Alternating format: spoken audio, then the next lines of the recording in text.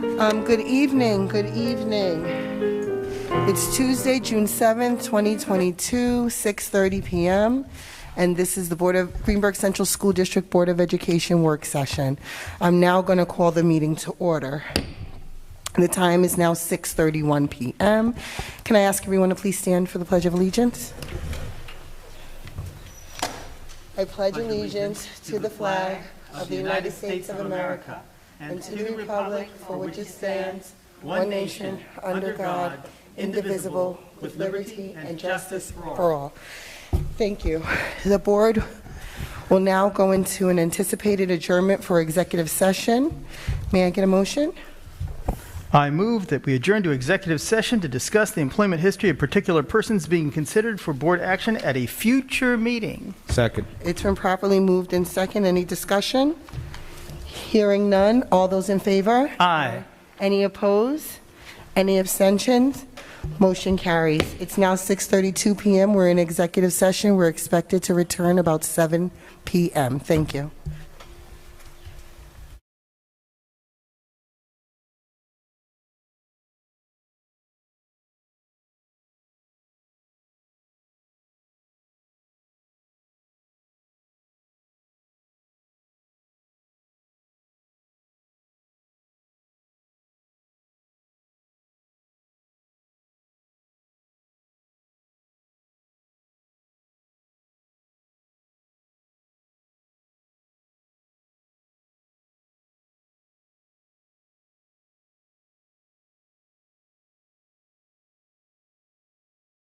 Are we live? Great, thank you. Okay, we're back in public session at 7:41 p.m. So much for returning at 7 p.m. We did try our best. The first item on our agenda is B1, Board Self-Evaluation. For the public, there is a copy of the self-evaluation results that are outside the door. Every year, the board attempts to evaluate our own functions and process, and you can see the categories with which we evaluated ourselves on. 1 being the lowest, 4 being the highest. Level? Oh, there is music on? Oh, I'm not sure. Okay. Thank you. It just stopped. Okay, wonderful. 1 being the lowest, 4 being the highest that we could be evaluated on. And you can see here, just for information's sake, 2.5 is effective. And 3.2, I believe, can someone correct me, is highly effective. Does anyone have that scale in front of them?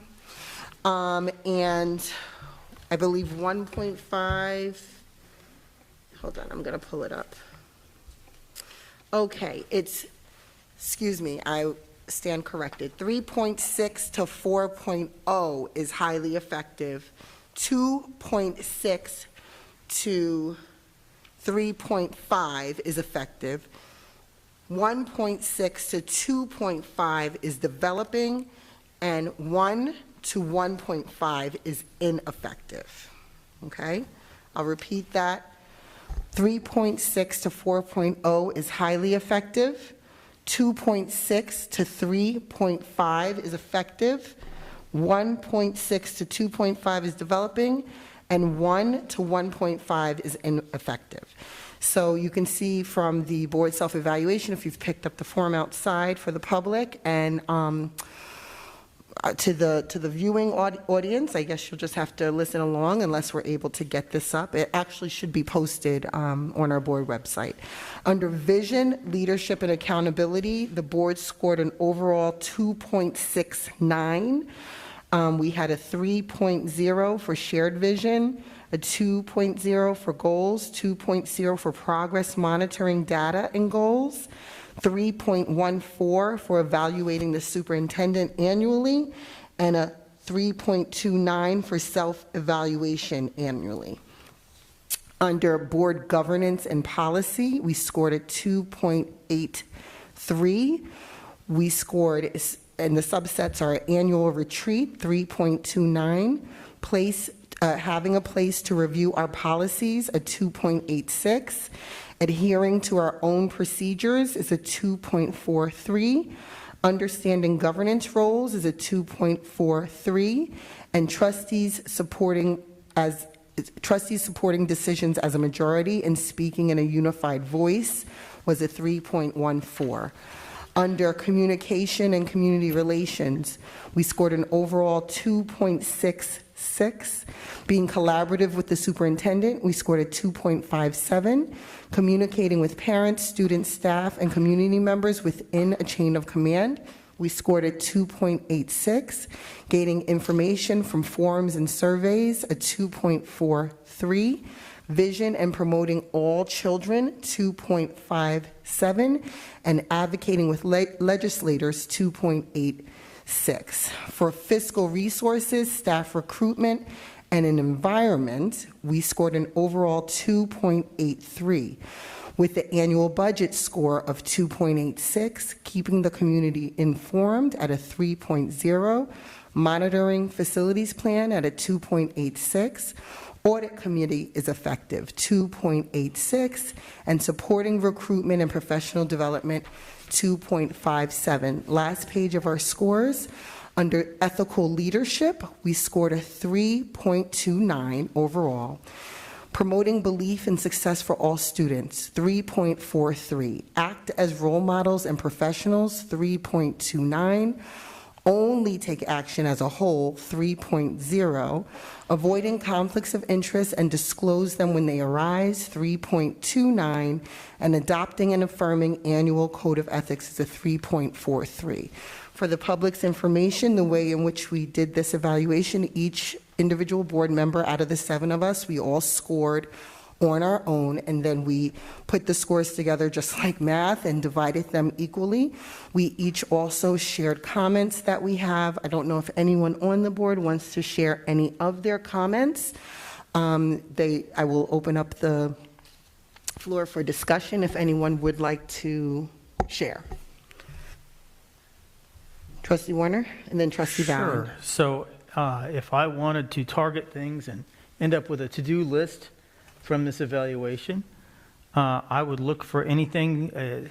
We appear to be at least effective in every large category, but we're developing in some subcategories. So if I look at the first, vision and leadership and accountability, I see that the two low scores are goals, vision, mission, action plan, communication. That's a 2.0. And then progress monitoring, data, and goals is a 2.0.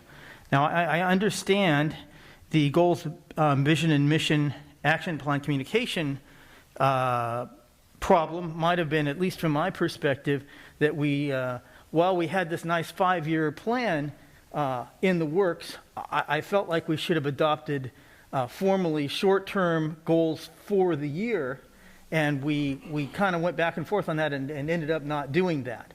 And so that would be a reason why that might be an issue. But I don't know why progress monitoring, data, and goals, unless one is related to the other, that is, you can't monitor against goals if you haven't adopted them.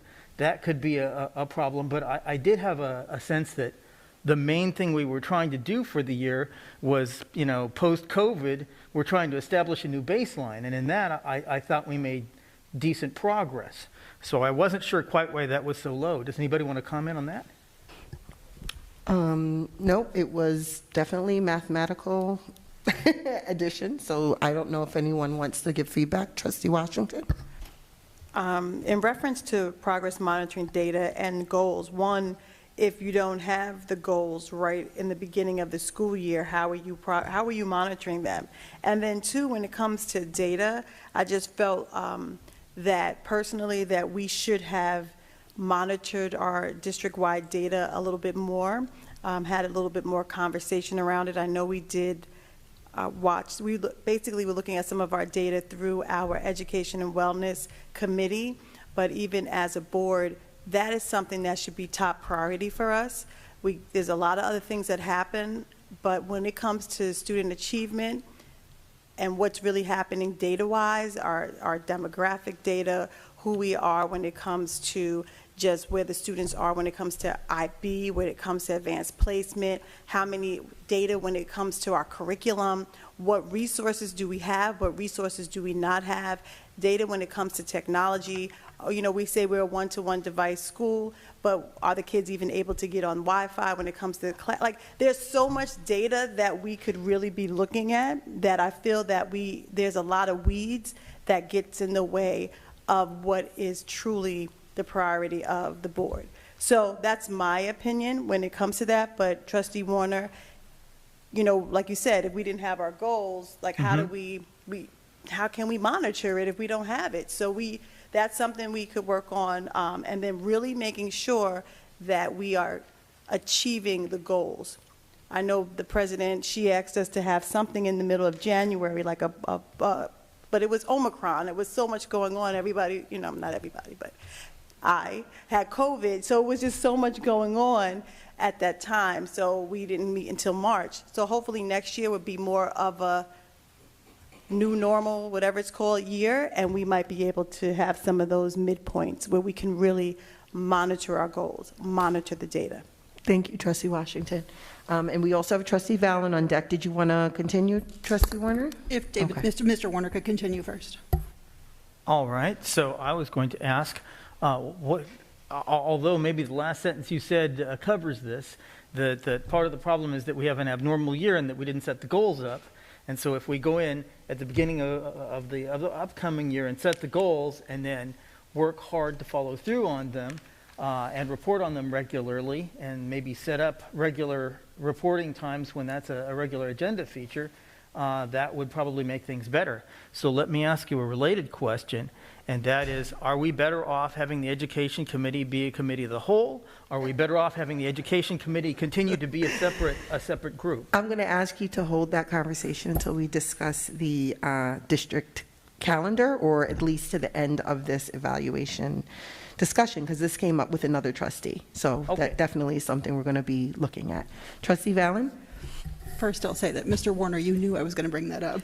But anyway, at this time, I'm not prepared to offer any qualitative comments. I'd just like to say, overall, we are a new board with a new administration. I expect us to be where we are. If we were highly effective, I'd find that highly suspicious of our own self-markings. So I think we have things we need to improve on. And then just for transparency purposes, I apologize, President Mares, if you've already said this, but our tool that we use is the New York State School Board Association School Board Evaluation Template. You can Google it by going to NSBA and School Board Evaluation. You'll see the rubric, the full description of the rubric and what we graded ourselves on. Thank you. Thank you. Trustee Valen, you're absolutely correct. That is the rubric that we've used and we've been using for years. But I think this is probably the first year that we've been so transparent about our evaluation. Okay, so the next set that we did, any comments on board governance and policy? No one? I myself was kind of shocked that it was such a lower score. I actually thought we did much better this year with governance and policy than ever before. But this was what it turned out to be. Trustee Warner? So along a similar lines, we're effective overall. The two low points are a little higher than on the first category, but they are adheres to own procedures and understands governance roles.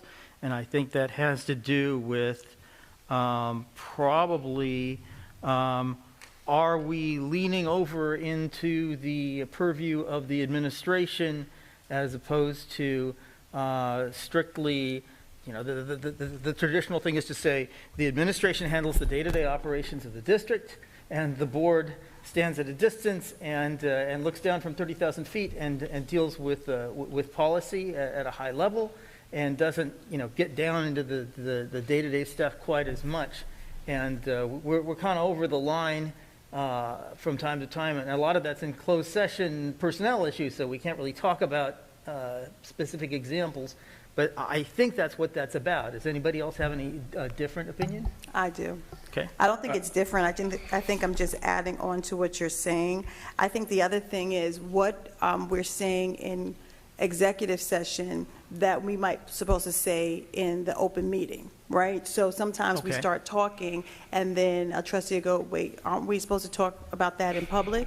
And we're like, oh, yeah. So I think we're trying to remember what is supposed to be said, like the procedures of what everyone that wants to come to the meeting, that wants to be on YouTube, actually supposed to hear our discussion. A lot of times the discussion, because we're talking and we're human, we keep talking. So we have to follow that procedure of, nope, this is exec session, this is what's supposed to be in the open meeting. So I think that's something we can work on also. Thank you, Trustee Washington. Trustee Thomas? I was going to mention the same thing, actually.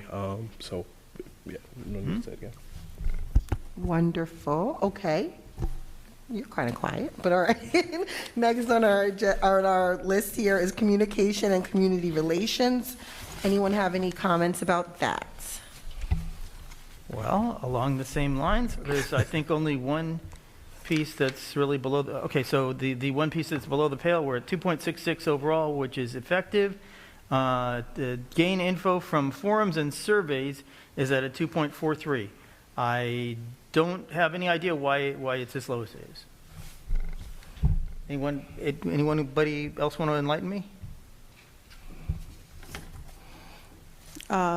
Yeah, so what forums and surveys have we, remember, it was a year of COVID, so a lot of things that we might have done, I know we did our committee meetings online, but what surveys did we really, I mean, I guess the surveys that the superintendent did, but I think it was just a year.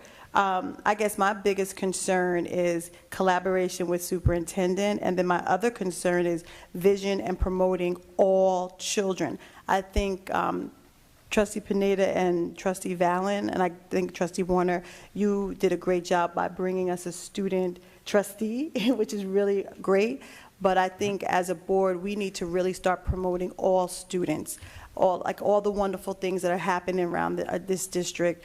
I don't know if we give time to it, if we, have like shout outs, we bring in the teams, we let them be on YouTube, we say how proud we are, like we did that before with the plays and things like that. So getting back to just promoting our children and having that vision for them, because this is why we're here. It's about the kids. So to me, we could really work on that. But I think, Trustee Warner, going back, I just think it's because it was an abnormal year that we didn't get to really get a lot of information from different forums and surveys. I didn't see that as much. Okay, and my, I guess my reason for thinking it is better is this large amount of data that came in from the superintendent's 100-day, tour of basically everybody in the community, and I felt like, good, we at least got that. So I guess I was a little happier, but you're right. Overall, beyond that one large block of information and data, maybe there is a room for a return to normalcy and more sources of data. Okay, Right, great. and I think I'm wondering, what do we gain from the superintendent's 100 days? She told us what, she did, but what did we gain as a board? And I think, like I said, it was just that year. Like every board packet was how many people have COVID here, how many people have, it was like COVID kind of became like the priority instead of everything else. And it's not anyone's fault, it just was, this is what we were dealing with, testing, students in if the school's open. So I'm hoping things will definitely get a little bit better next year. Thank you. I do have a comment on that. Yes? One. So I think it's everything that's been said, but it's also, we'd be remiss if we don't consider the fact that this is our superintendent's first year. So between COVID and everything else that was going on the 100-day project that she has embarked on, I think it's reasonable to understand why the score got the way it got, because it was a very challenging year for many reasons. Thank you. Thank you, Trustee Pineda. Okay, next section is fiscal resources, staff recruitment, and environment, and we scored ourselves at a 2.83. Does anyone have any questions, feedback, comments on any of those sections? Well, okay, I'm going to say I'm going to say exactly the opposite of what I would normally say. So I was really thrilled and happy to see this 3.0 on keeps the community informed. I was really concerned when the channel 77 and 33, the visual has cut out, and I don't think we still have fixed that. That's a problem at the town. I guess they're waiting for equipment. That might be another, COVID-related supply chain thing. You're waiting for parts forever. And so there was some feedback that not everybody got their budget newsletter and all that kind of thing. So I was a little more concerned, but it looks like we feel better about how well we kept how we kept people, physical resources and staff recruitment and environment, that we kept the environment a little bit better than I thought. Okay, wonderful. And our last section rated was ethical leadership, which actually is our highest section. Does anyone have any comments about this section at all? Trustee Pineda? All right, I'll start it off. I have to say, what is this? This is my third year on the board. And in the 3 years I've been on the board, I can honestly say this is the most ethical board I've been on. We treat each other professionally. We may have disagreements in different perspectives and our ideals, but we treat each other like adults. We communicate, we resolve those differences, and we ultimately make the best decision that we believe at that time is in the interest of all the students. So with that said, I'd like to thank all my colleagues, and I think we did a great job in this aspect. Thank you. Thank you, Trustee Pineda. Trustee Washington? I would first and foremost like to thank Trustee Pineda. My first meeting, he threw a code of conduct at me and told me to read it and I better sign it. And I felt really scared, everyone, so I signed it. From that, I really wanted to thank him for that, because he let us know right away, these are our code of ethics. This is how we're supposed to behave and perform and be professional. And I do want to thank my colleagues on this board, because we get passionate in the back sometimes, but everyone, anytime that I might overwork and I'm not able to read the packet as well, I have to just thank my trustee Valen, I have to thank my trustee Warner, I have to thank Trustee Pineda and Trustee Jamal and Trustee Dragic, and the president, because everyone picks up a piece, and I think that's what makes the whole. And I just want to thank you, because sometimes we do get busy and there's things that we might overlook. But because of the 7 people, I really believe that we're a cohesive board. And like we said, let's just July 1st, we start again. Thank you very much. Thank you, Trustee Washington. Trustee Werner? The highest, or one of the highest scores on here is A, promote belief and success of all students. And I think that's the key to the thing. I think the fact that we have managed to be not only civil to each other, but worked fairly harmoniously, is that we all kind of recognize that whatever our differences, we all promote the belief in the success of all students.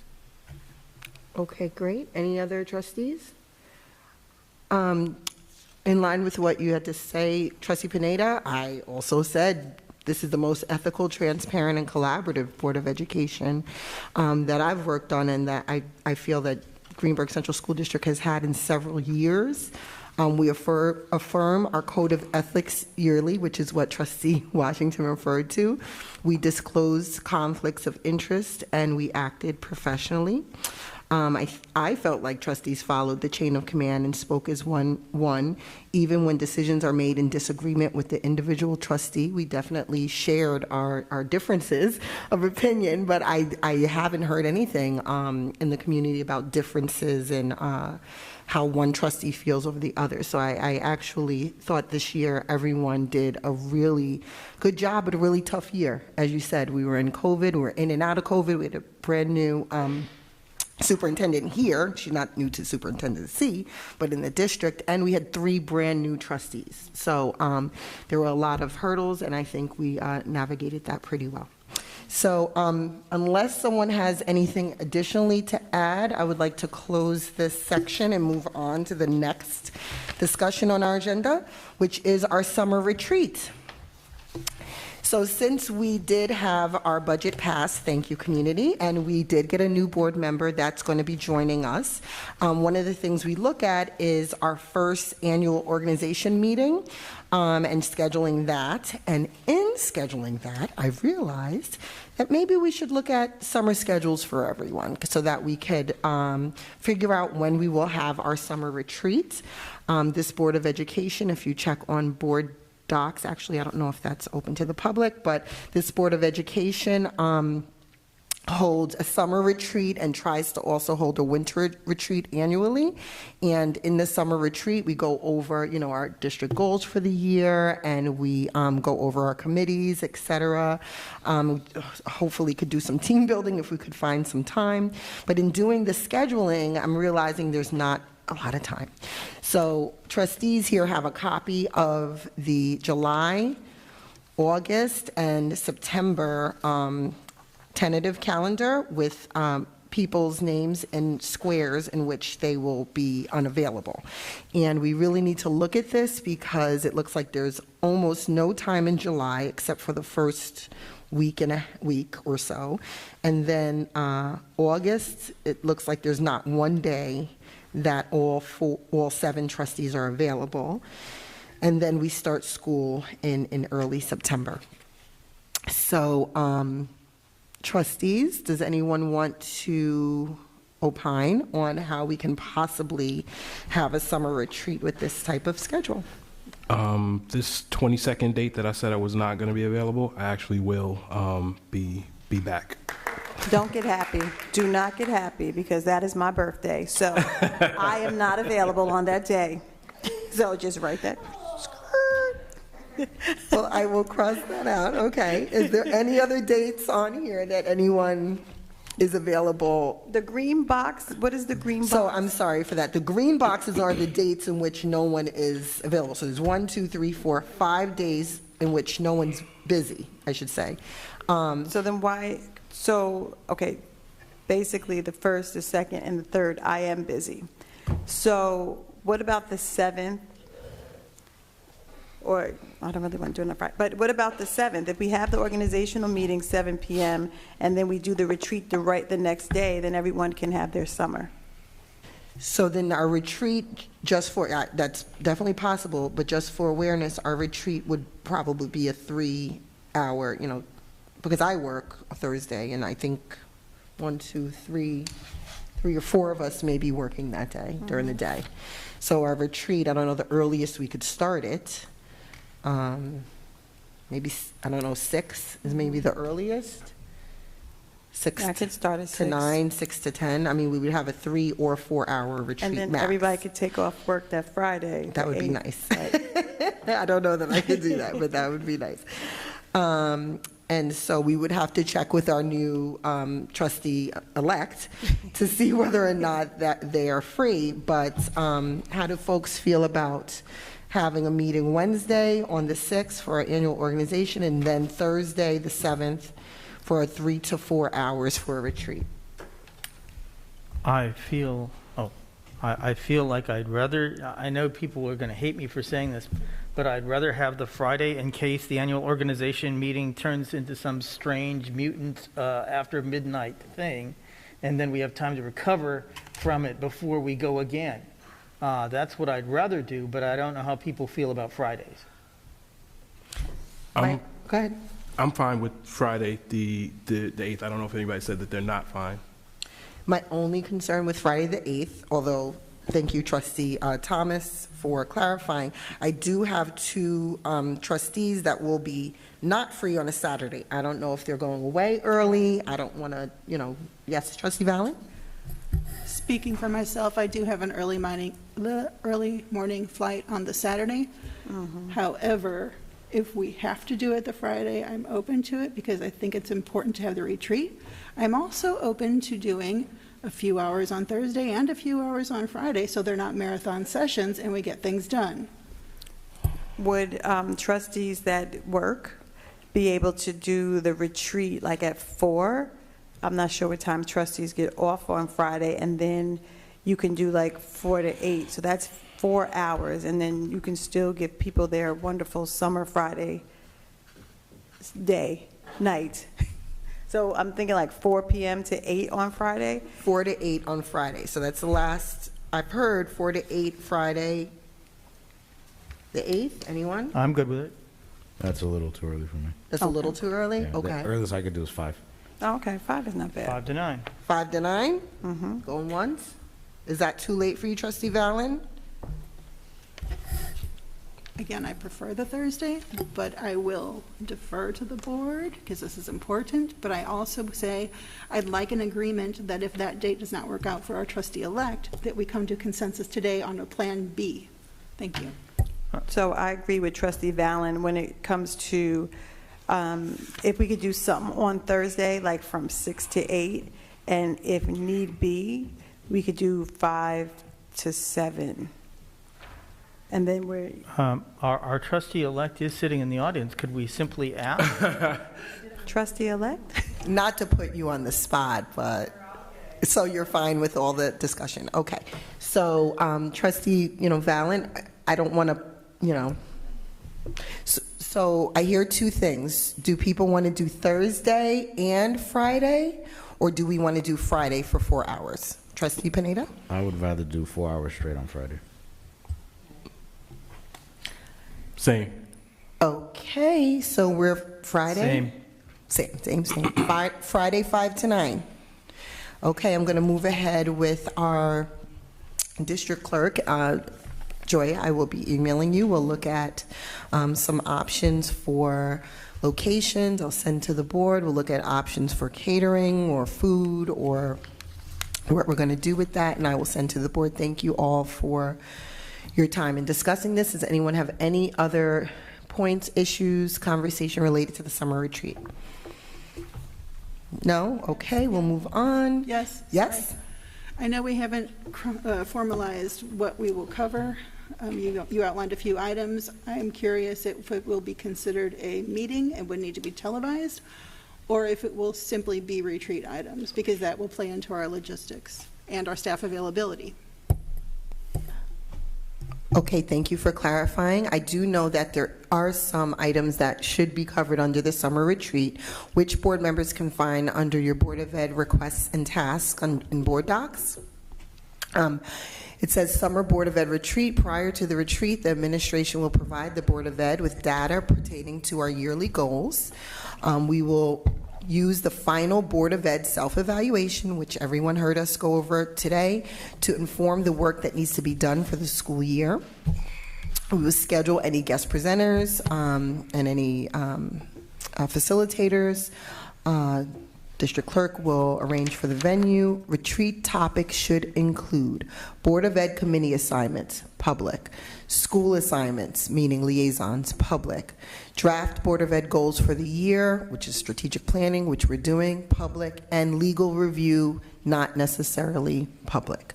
So yes, that will need to be televised and will need to be public, not necessarily televised. That would be the option of the Board of Ed, whether or not they choose to televise it, but it will have to have some items in public. Yes, Trustee Valley?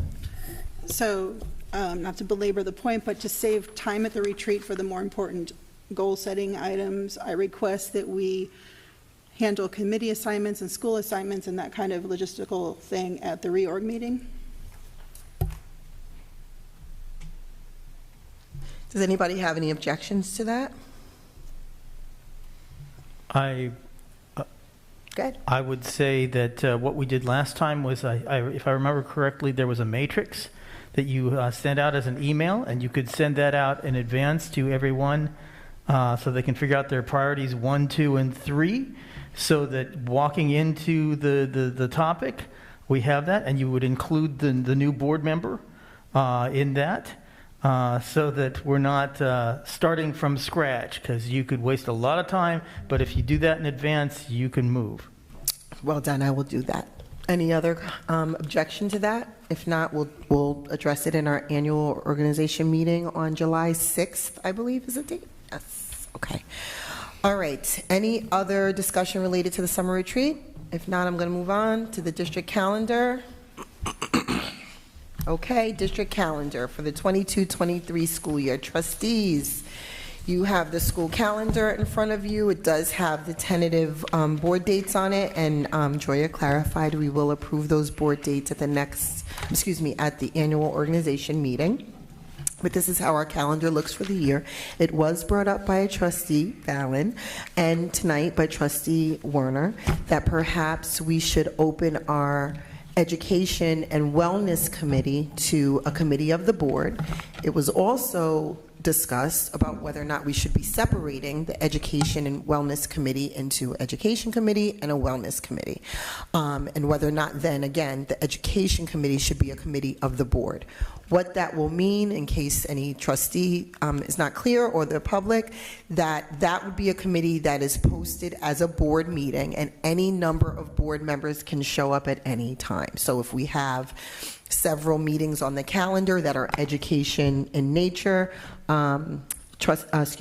Dr. Macaluso is the administrative liaison, so he would be there, and 1 or 7 trustees could show up at the Education Committee meeting and discuss that topic. Of course, there would still be a committee chair for that Education Committee meeting that helps set the committee meeting topic with Dr. Macaluso, but the meetings would be open to all. So, yes, Trustee Thomas? Are those two things like mutually exclusive, where it would only turn into a board committee if it's separated from the wellness committee, or could education and wellness become a board committee? So education, I might need legal support on this. I can't see if Carol's there. Yeah. Oh, hi, Carol.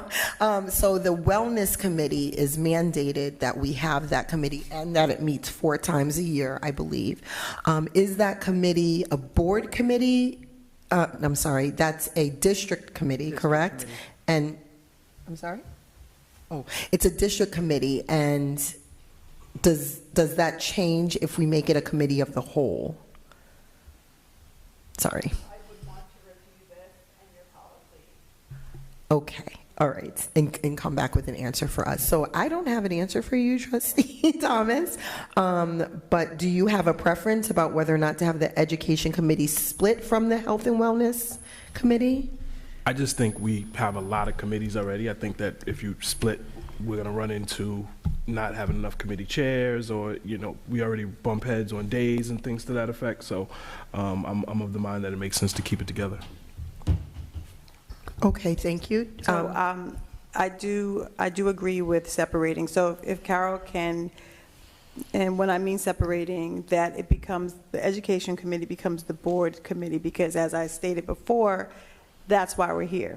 We're here about education, we're here about the students, so we need to make that a priority together, not a committee over there. That's my opinion. Now, if the Wellness Committee, if it's a district committee, can it be in conjunction with the Social Emotional Learning Committee that they have under that umbrella? So Carol, if you could look into that for us, and I don't know if Dr. Macaluso, who's heading that, if it's actually, I'm going to say the word legal, but if we could do it, would he mind bringing Social Emotional Learning Committee and Wellness under one umbrella? Because that's basically, I know sometimes we talk about the cafeteria, but that's still wellness. Healthy eating is still about wellness. So that's just an idea. And I have questions about this calendar. I don't see any of the Chinese New Year holiday or any of the Muslim holidays. Is there a reason why Greenberg's not acknowledging those type of holidays? Like Eid and Chinese New Year? I would have to see when the dates are for Eid, but 2023.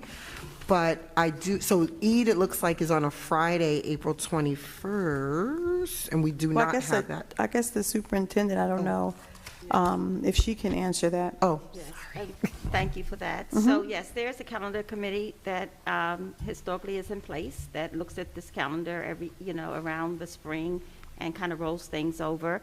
So the pattern used for this calendar is what's been used in the past.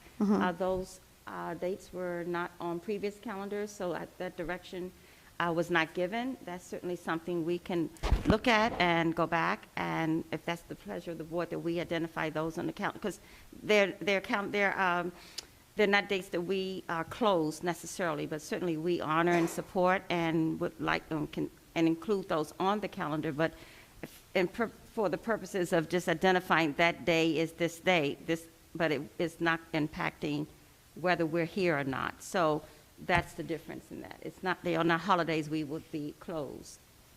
But we can certainly identify those dates on the calendar, just Well, yeah, no, I historically. wasn't thinking about it just being identified. I think it's great that it can be identified. But I'm just thinking as a whole, in reference to our demographics, as we talked about before, our Muslim population and our Asian population, just wondering if there's a reason why we don't take off for those holidays. I'm not asking you to tell me right now, but if you can talk to your calendar committee, I don't know if you connect with BOCES, other schools, and find out, like, are we going forward in acknowledging, and I don't know about taking off, are we taking off for those holidays? So it's a question for like the future, but if you could look into it, I would greatly appreciate it. Certainly. Thank you, Trustee Washington. Are there any other comments about the calendar? Trustee Valen? So my mind is spinning a lot. So in my mind, wellness encompasses social emotional learning as well as nutrition and items like that. And to Trustee Thomas's point, I do prefer fewer committees because we definitely have trouble scheduling our meetings. And the reason I had wanted to discuss this under the calendar, because as Dr. Iverson alluded to, we're in the process of preparing the printed version of the calendar. And it would, if we decide to move forward with the Education Committee being a committee of the whole, I would be interested in actually picking 4 dates and putting them on the printed calendar as committed dates that are publicized. That calendar gets distributed to the full community, one of the few things that goes to the full community. So I'd be interested in having that published, having those committed dates, and making sure we do those. If we add in more later, that's great, but 4 definite dates is something I'd be interested in having on the printed version of the calendar, if we agree to go forward with that as a I hear the first item of business, though, would be trustees to give their polled position. We're not going to take a vote, but trustees speaking up about whether or not we need to separate the Education Committee from the Health and Wellness Committee, because I actually think that we should separate it. I do think there's a difference with regards to health and wellness that I do think encompasses SEL and education. There's a whole segment of education that doesn't necessarily have to do with health and wellness. So I think we should go down. Should I, go ahead, Trustee Valen. I'm actually curious what our administration thinks before we take Yes. a poll of our Sure. senators.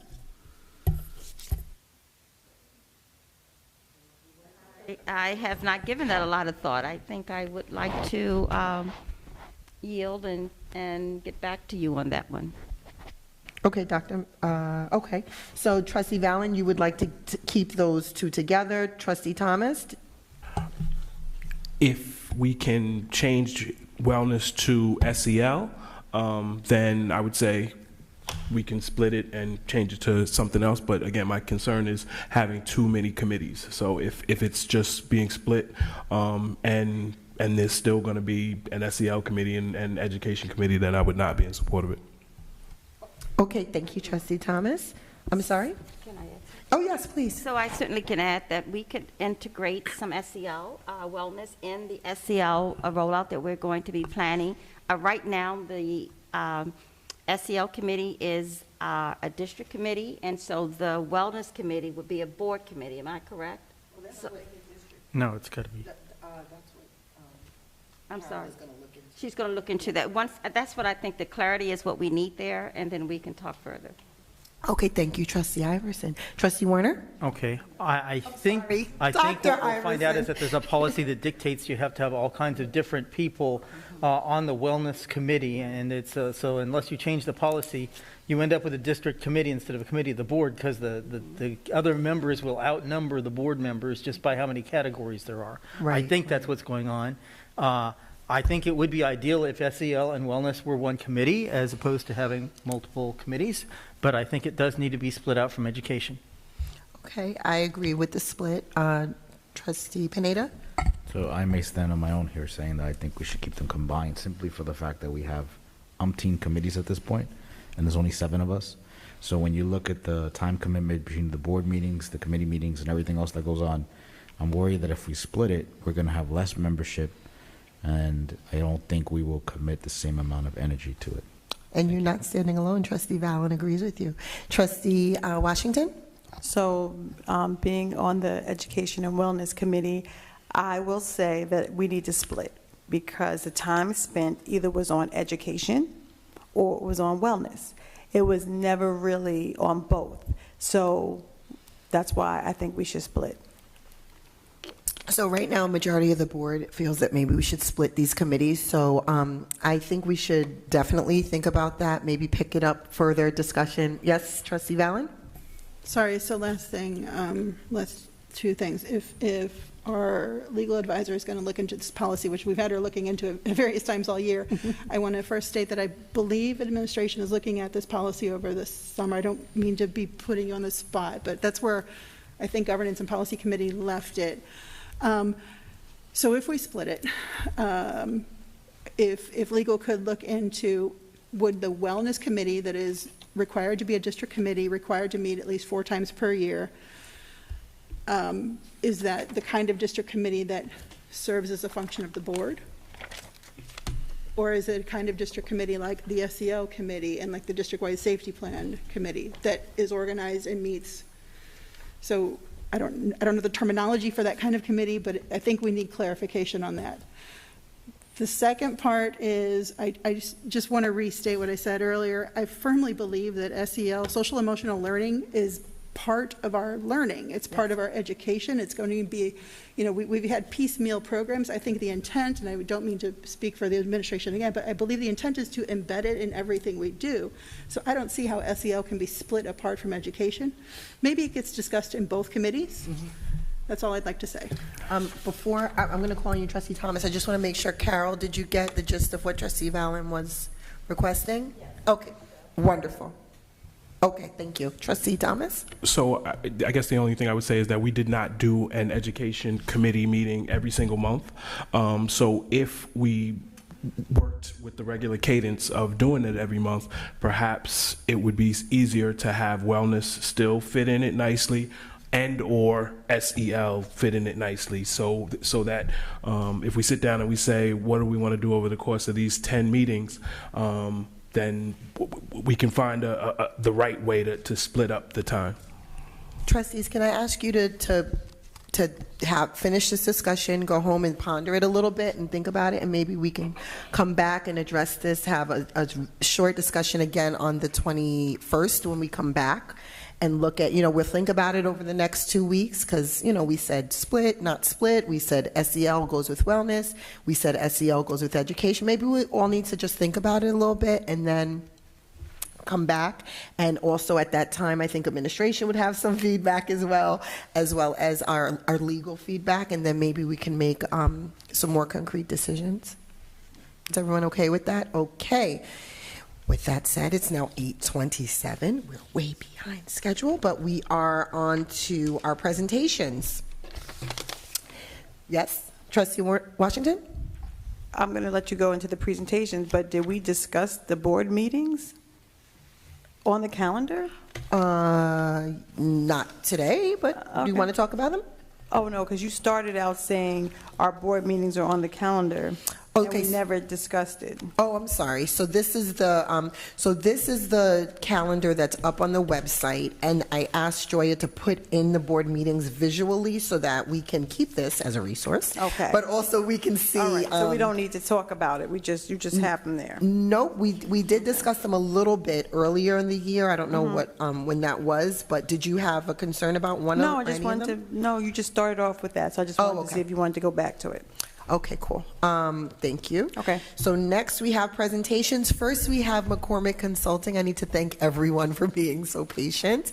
Mr. McCormick, are you here? Oh, there you go. Thank you. So Mr. McCormick was retained by the Board of Education earlier in the school year as our consultant to do our strategic plan with us, which is a 5-year strategic plan. Do you want to quickly, in 15 to 20 minutes, give us a presentation on what you've been doing lately? The board does have a report. I'm sorry? No, that's fine. Oh, the board does have a report, which I believe is on the big screen behind us. So I'm going to go into the audience to see. Thank you.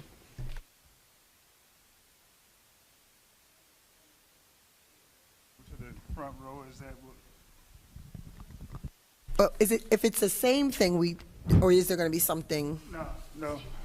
Okay, I'm not so maybe we'll I'm stay not here. creative enough to pass you one document and show another. Okay, But it's a document that you have.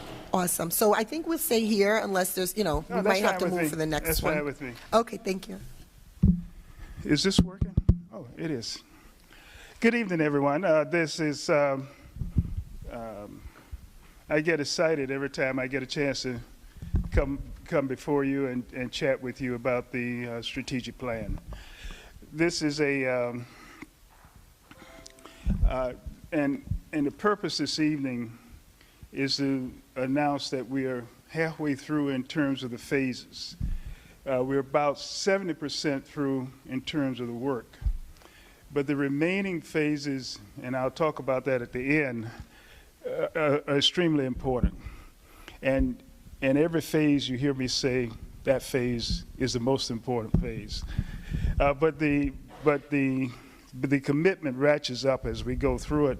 And I want to take you through phase 2, the culmination with strategic goals, and a couple of things that I'd like for you to keep in mind.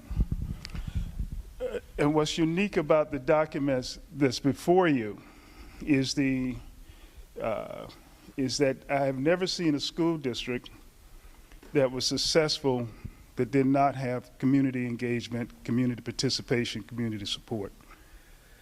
And in the document that I sent to you earlier, it talks about Peter Sanjay, who says he's never seen a successful district that did not have a plan.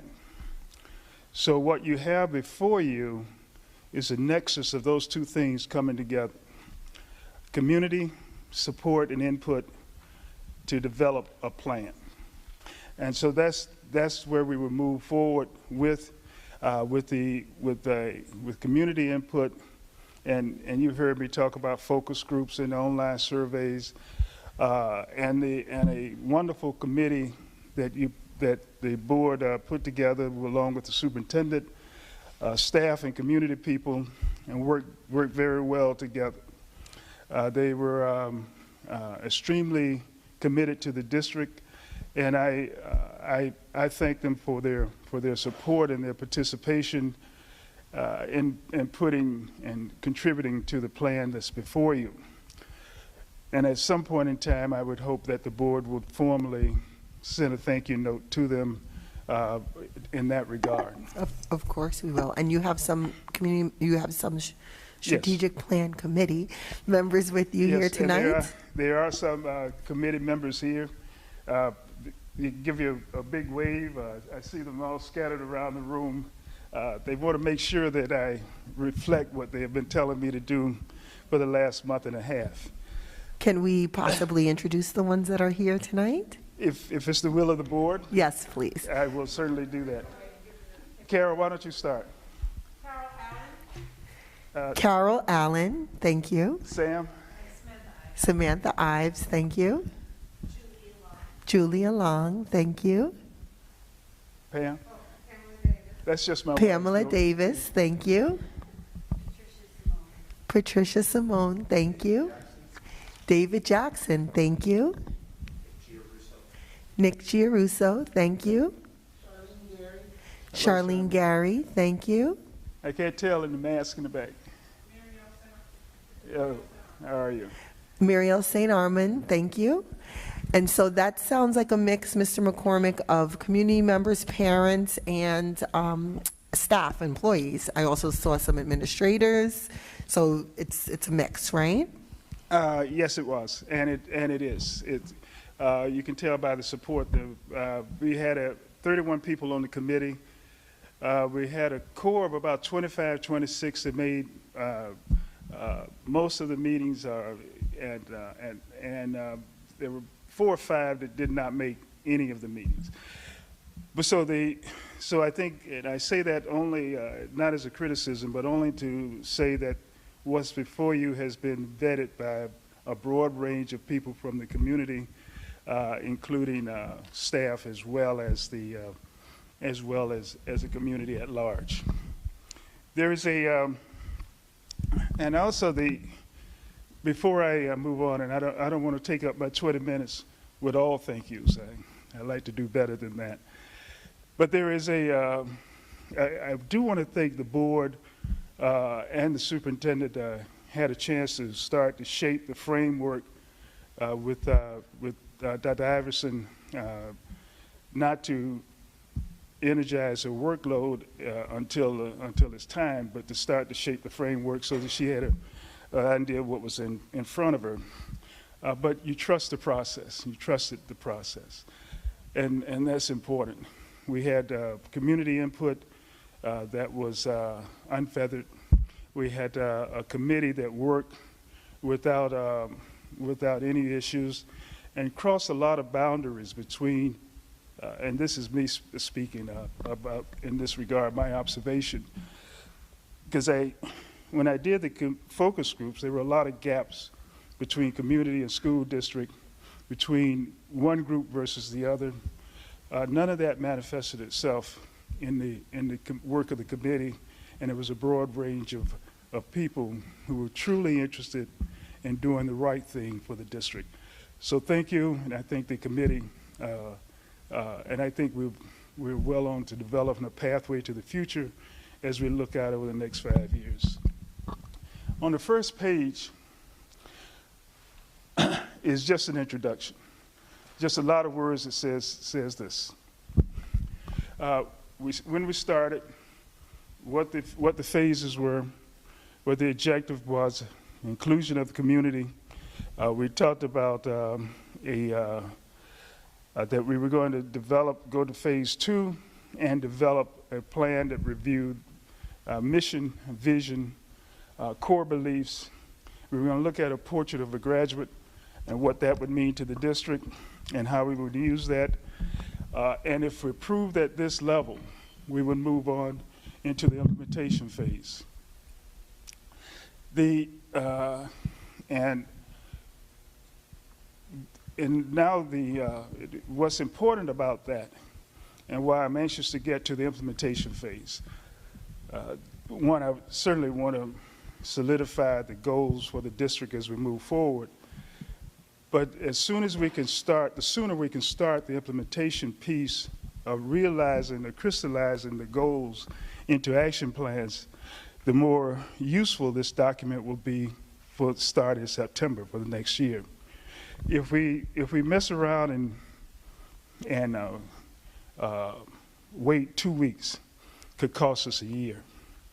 Because once you get, it's hard to, if you push it out further and not develop the action plans until September, October, you can't really implement those until the following year. It's hard. You can do some of them. There's some low-hanging fruit that you could do. But the broad-based change that this plan suggests, if we don't do that this summer, put the plans in place, and how we're going to evaluate those progress and monitor and report by September, then we stand a chance of having another transitional year. And we don't need 2 transitional years. Usually, and I understand transition, but there's no reason at this point, given the input in the community and where we are with goals, to compound the transition by losing another year. So and we still have time, if there was a tweak or something you wanted to do that certainly we could do that. The other facet of this plan that we put in place was the development of Portrait of the Graduate. And it was you see it shown as POG. And what's important about that is simply that this is a model that allows us to align operations and academics through the lens of a student, through the success of the student. So our success and every decision that we make should blend operations with academics through how it prepares a student, graduate of Greenberg, to do to establish the vision that we have set forth for for the district. And I'll talk about the POG in a moment. So that was the introduction. The next page you see, and I think we have to do it manually, is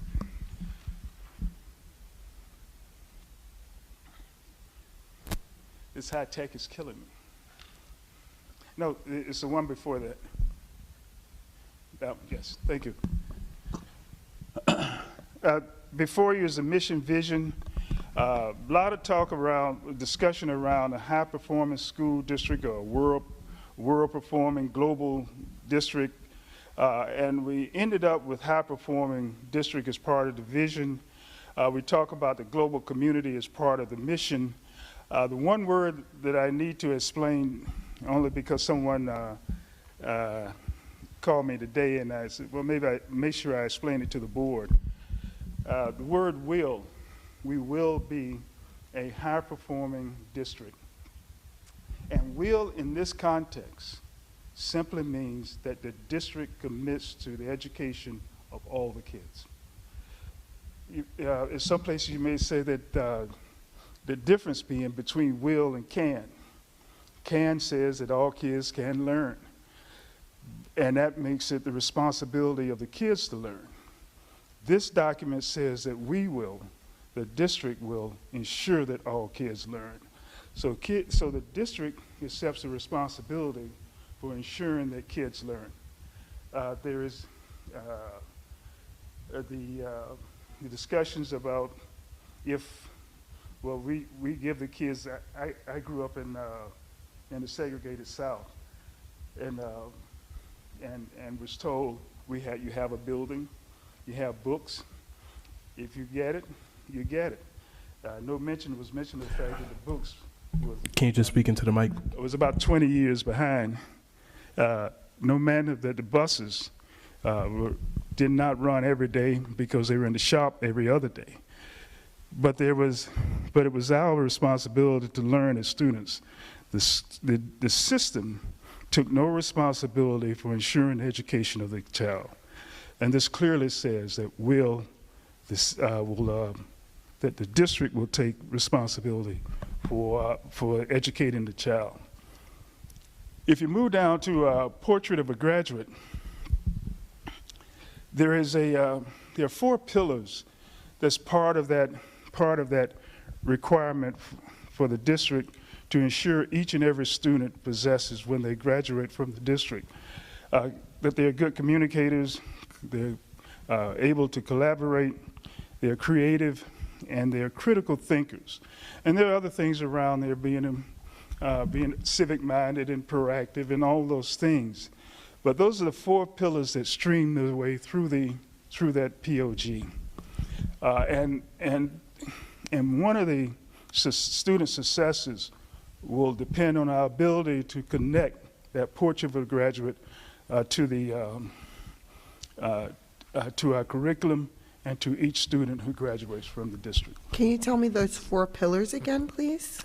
Communicator, collaborator, creative, and critical thinkers. Okay, thank you. And they're all embedded in there in different lines, but those are the 4 pillars of that statement.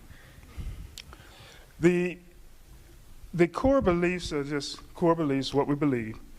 What will happen if the last thing to go, if we were to shut the district down, these are the things that we would be left with. So the core belief about academic rigor, nurturing student development, the potential through collaboration of parents, educators, support staff, and community members. I think that was a result of ensuring that we all have a role to play in education of the child. There also, we put in the part of our core beliefs, sustaining statement on climate and culture that fosters open communications, transparency, honesty, and respect for the individual.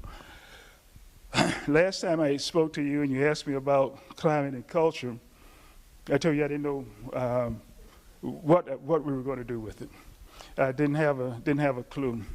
Fortunately, there were a lot of great people on the committee, and we put it into core beliefs, but you will also see that we put it under a strategic goal, because there's some work we need to do to develop and nurture that culture that we're trying to foster as we move forward. So it is there. Maybe that's the easy way out, but I think it covers, we ended up putting it in both places, but I think it covers the need. It tells us that we believe, but we have some work to do, and it's going to be highlighted in the end. Next page.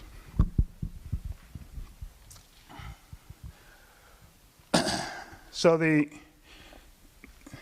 strategic goals becomes the core of the plan, and these goals will move forward to an implementation stage that will be driven by superintendent and her cabinet with a set of action plans on how do you achieve these, what is needed to achieve those, what is the timeline for achieving. And I will work with the administrative team and the superintendent as we move through this next phase, and hopefully we can get this done by the August time frame. And the structure of it, Dr. Iverson will develop that structure, whether it's 3 teams, 4 teams, 5 teams.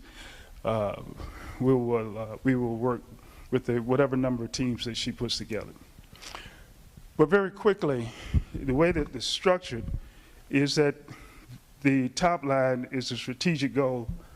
Underneath it is a strategic objective of focus items.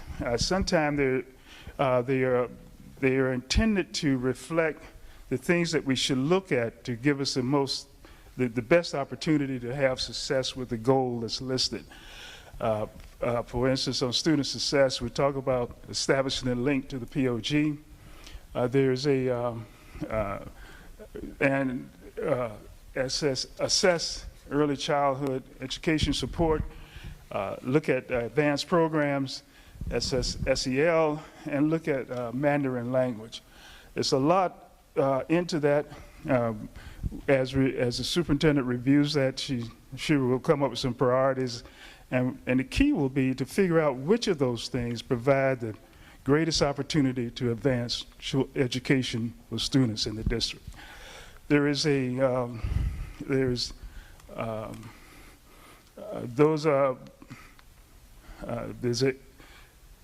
you can see why the early childhood piece is there. You can see why there's advanced.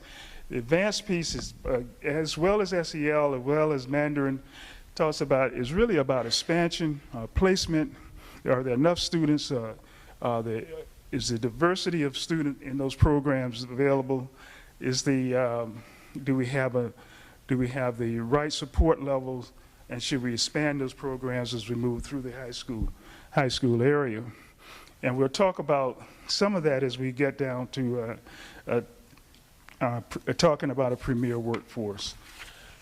The infrastructure piece is simply no one argues with the fact that we need new buildings. You need to improve buildings. You need to update buildings. You need to replace buildings. Buildings, for most part, and are in sad shape. And I think that's universally. And if my French offends you, I'm sorry. But as you go through it and talk to people in the community, buildings are in sad shape. But the strategic plan does not focus on the condition of the building. The strategic plan focuses on how do you engage a community to support the replacement and the upgrading of those buildings. So you'll see some things that you could argue should be under communications, but it's really specific communications for the building program, the utilization of those buildings, maybe with a public component, looking at the developing a plan in terms of is it a 5-year plan? Is it an 8-year plan? How do you really match affordability with need over a period of time? So the strategic emphasis again, is how do you energize a community around a problem that everyone acknowledges is there? Mr. McCormick, we're Yeah. just at the 20-minute mark, and I know we have 2 more full pages. So Well, can I pause you for a second? I did send, you did send this to me ahead of time, the whole report, and I did send it to the board members. So I don't know if there's any questions they want to ask you. Can I ask you to pause and have them ask questions, or do Yeah, you want to? You can. If you give me 30 seconds, I'll finish this piece. Okay, thank you. And the communications piece is communications, and its focuses on involving the community and all sectors of the community. Premier workforce, initially when we started talking about it, people thought that it was a criticism of current workforce. It's really the ability to ensure that future workforces are recruited and retained in a very systematic way. The next page that you're looking at is just random thoughts. They're not ideas or sort of action plans for people to look at and consider if they make sense from the discussions. And the next page after that really talks about the next steps, which is to move to the implementation piece of it in what's phase 3, then do the evaluation of phase 4.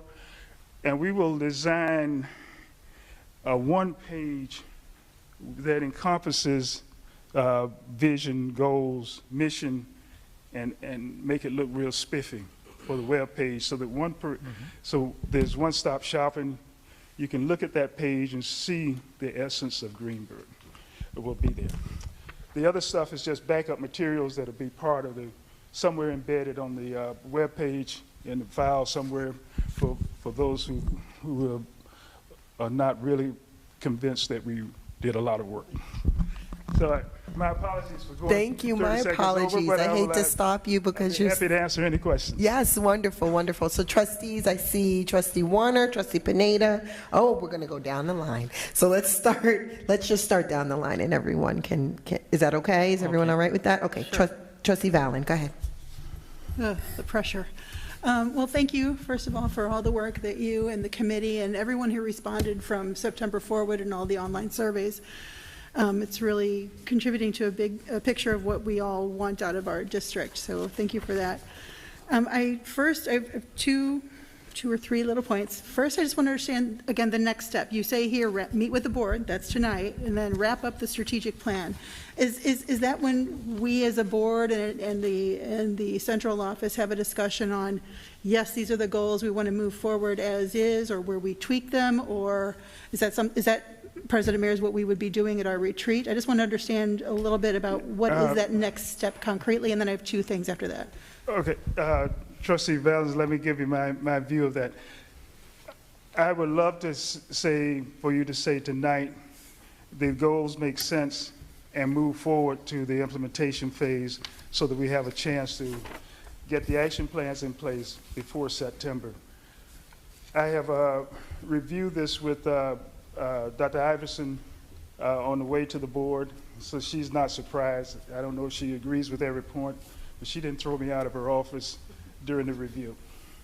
So the short answer is, to the degree that the board can get behind the work of the community and move that forward for the work of the superintendent would be greatly appreciated and would make sense to the timeline. If we move into the summer to after your retreat, and I don't remember what the date was, but I think it was July something, we're done. You're talking 2023 before you can start making those systemic changes that you need to make. Thank you, Mr. McCormick. Trustee Valen? Okay, so I guess part of it is still, I need to understand if we're going to be agreeing to that tonight or if we'll discuss that further at the retreat. So I'm going to just go on to my point.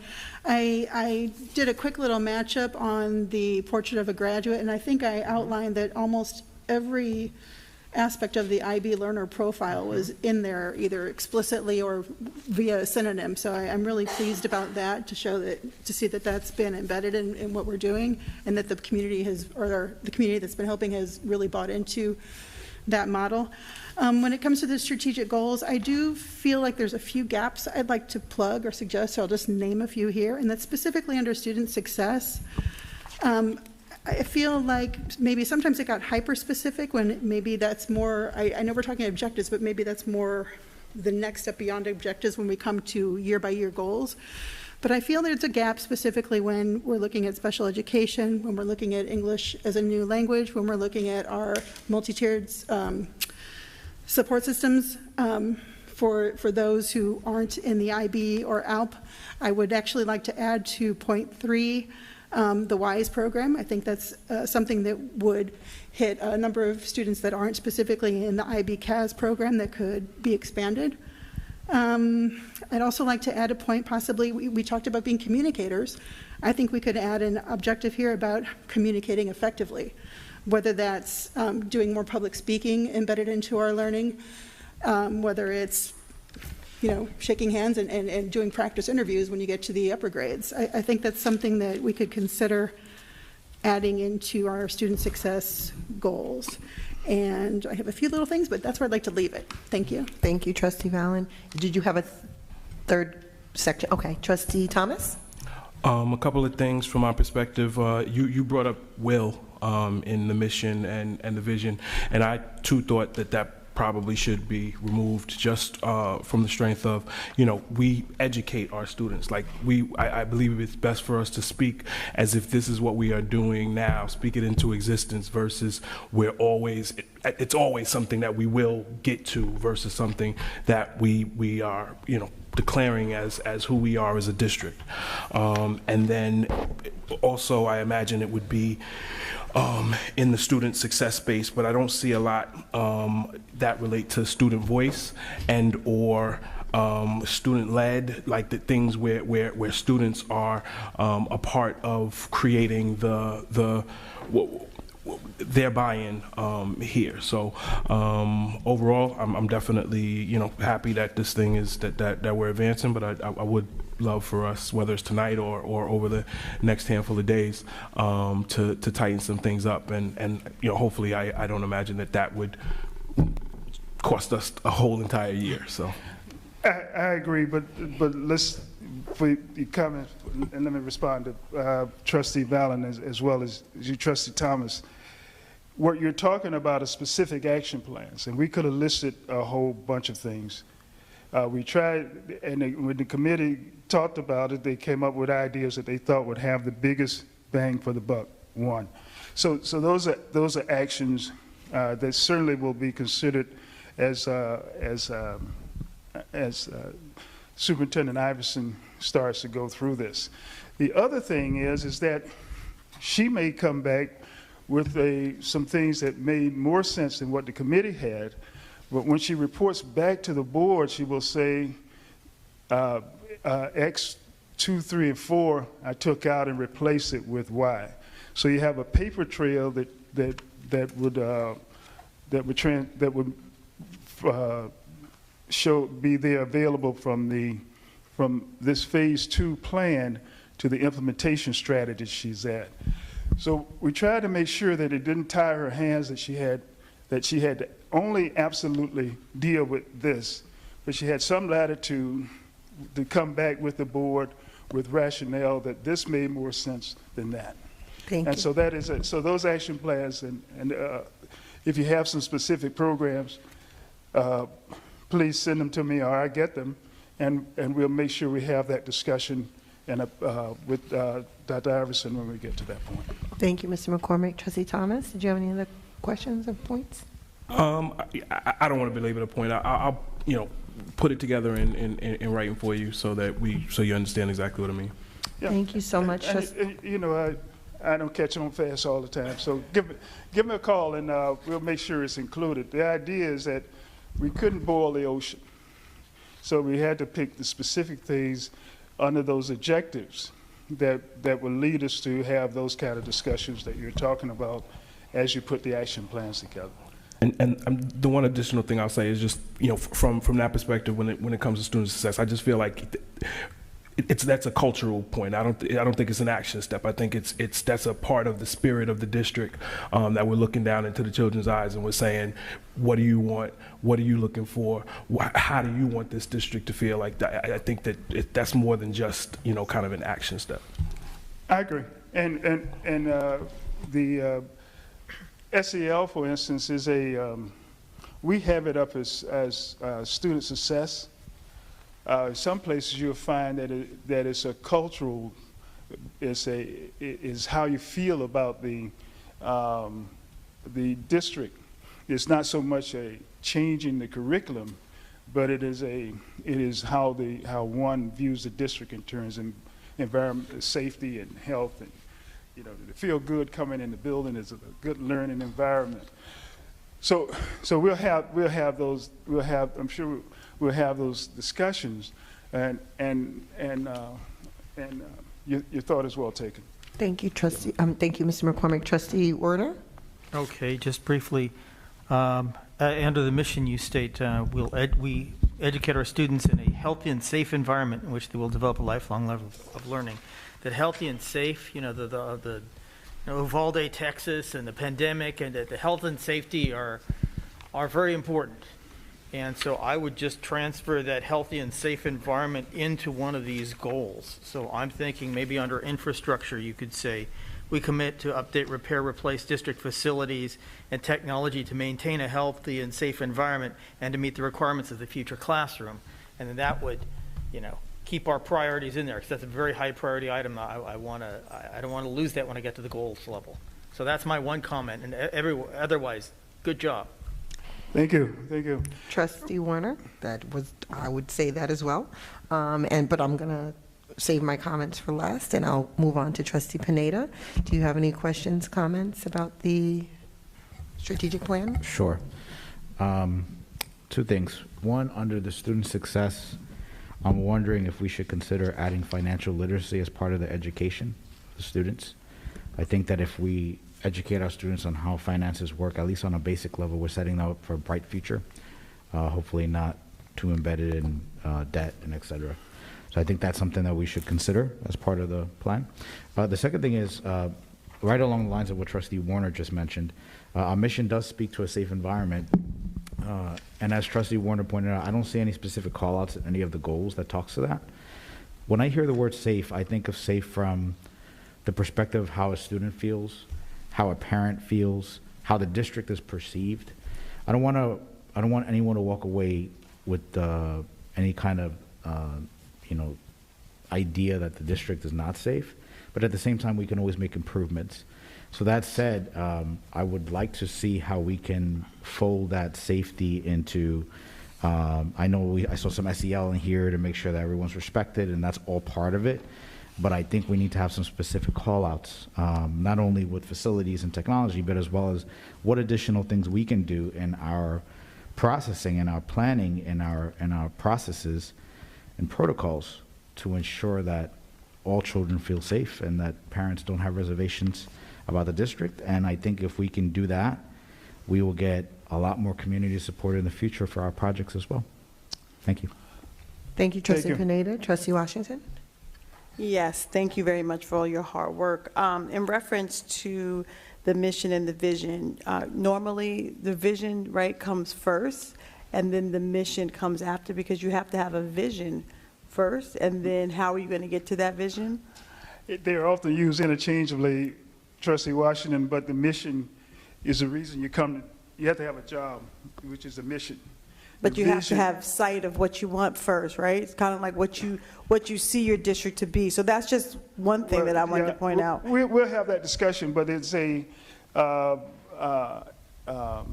and because people already assume they have a job, then the vision should be first. But the mission is a reason you come to work. The vision is how well you want to be, how well you want to do the job once you get here. So I always list them mission and vision. That's the reason it's listed that way. All right. So usually I thought you had to see what you wanted. So I just have some concern in reference to this high-performing school district. How are we measuring that? So that word, how are we measuring it? Are we just going from data? Are we, because somebody could say you're high performing because you do well here.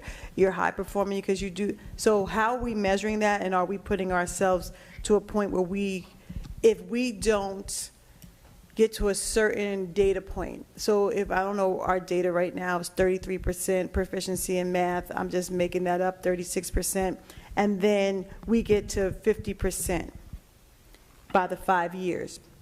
Is that what high performing is going to be? Are we going to meet, or is that going to be the vision? So you don't have to answer that now, but so I have concerns with that word. I also have concern with the fact that we're not even putting in any of our mission, vision, core beliefs, anything about culturally responsiveness. Culture is in there, but there is something different when it comes to CRSE. And I believe as a district, we need to really be educated on what culturally responsive, sustaining education means. And it is not critical race theory, so we really need to have that knowledge, because this is what education's about now. Culturally responsive, sustaining education and inclusion. So that needs to really be part of who we are as a district, understanding our demographics.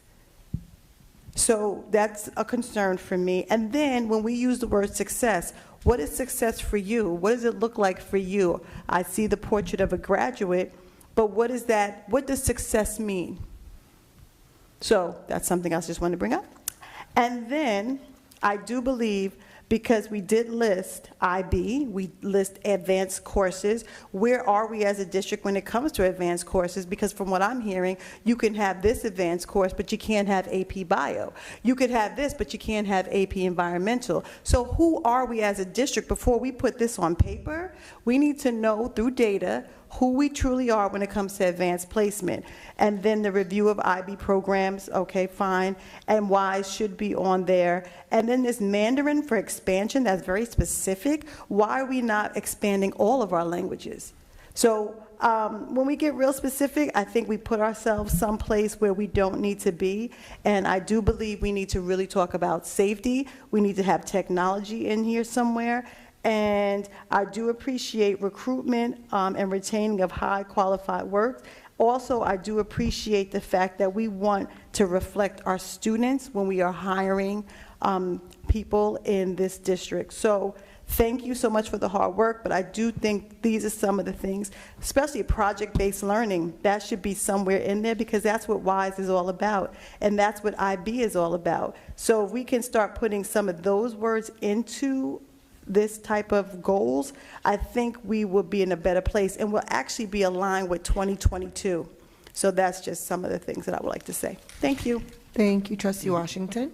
And the only comment, they all said things that I had notes on here. I was very, very happy to hear Trustee Valen mention special education. I circled that big time in the first student success. I didn't read in here about equity for all of our students. We do actually, I understand, our district has a higher percentage of special education students and students receiving services than the New York State average, maybe is the term that I was told. In addition, we've had many more students needing interventions, intervention services, and we have the Director of Special Education here since COVID. So, you know, I would like to make sure that with our student successes that we support our students that need any sort of intervention, whether it's ENL, English as New Languages interventions, or special education services. So for me, that's near and dear to my heart. I had safety there. I was very happy to see Trustee Warner, Trustee Pineda, Chair of our Safety and Technology Committee, really bring up safety. I had safety in the two areas of infrastructure as well as climate and culture. I do think those things are very important. And the last thing, I did have inclusion as well with climate and culture, because I think that that's important. So that's the only feedback I would give. Just a couple comments. Technology is in the goals. It's part of the infrastructure one. The other thing is that there are no metrics around establishing the goals. what we're talking about is developing high-level objectives that lead us to the ultimate goal, that this board will decide what a high-performing district was. I would have been in deep yogurt if the committee had agreed with me to let it stay at worldwide, a totally global organization, whatever the words were that I was using at that time. But and that's why we go to the next phase, is to do the implementation piece of it, to define all of those things, because that's where the metrics are. There is no metrics in this piece of it. This just says what we want as a district, and it suggests some things that should be looked at. And I have to do a mea culpa on the special ed. It should be there. I looked down, I couldn't believe that it was not there. I have, because the committee has said it a number of times, in transferring, I dropped it.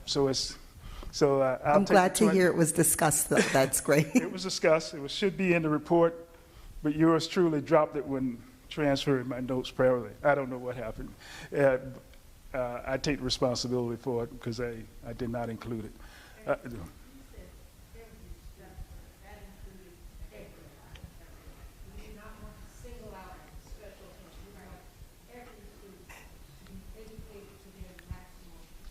Yes, thank you for clarifying that.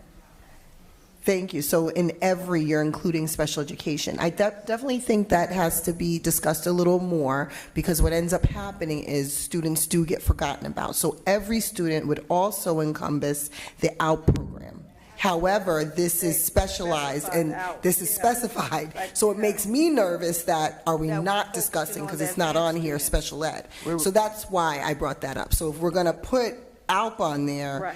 you know, we also need to put ENL, we also need to, you know, there's everybody, then we need to list Right, everyone, and we so. have the So Mandarin yeah. program, and, you know, and if we have the IB program, especially at the high school level, we know that's not encompassing every student. We know that. So that's why we have to be very careful when we specify certain things for student success. I agree. And we will, but and as we get through the implementation piece of it and start to develop action plans of what we will do, there will be, you're going to end up dealing with specific things, not everything. Right. As I say, no one is going to be able to boil the ocean, but the task and the challenge that the cabinet will have is, what are those things that are most important to ensure student growth as you move forward? And there'll be some, but your notes are taken, well noted. There will be a couple of them, I think it will be, I will add to the list of things that Dr. Iverson can consider during the implementation phase. Thank you so much, Mr. McCormick. And I have our administrator here, Dr. Iverson. She's hearing all of the feedback, and she's going to definitely encompass those things as well when she returns it to us. And we've had conversations. I know that you will not forget about our special education population, and you are big on inclusion, because we've talked about that as well. And so that will really make me feel comfortable. I see Trustee Valens' hand. Sorry, I did skip a few things earlier, and I just wanted to take a minute since no one mentioned them. And again, it's probably too specific, but under student success, I'd also like to put in a plug, a goal for career readiness for those students who could possibly attend programs at BOCES to prepare them for life after they graduate high school and delve right into whether it's apprenticeships or whatever. I think we need to look at metrics on how we're advertising those programs to our students, and I'd like to see that in there. And finally, Ms. Allen alluded to something that I had written down myself, and whether it's a tweaking of the student success goal or somewhere else. But your phrase that you used is very similar to mine. You said educating each student to their maximum potential. I like that wording better than success in school and life. Maybe we could, you know, it's each individual student has a different potential, and I somehow like that wording to be used. That's all I'd like to say. If Ms. Washington, if Trustee Washington was asking how we define success, that's how I would define success. Each person reaching their individual potential. Thank you. Your points are well taken, and certainly don't want to sound offensive, but remember we're linking the POG back to the curriculum.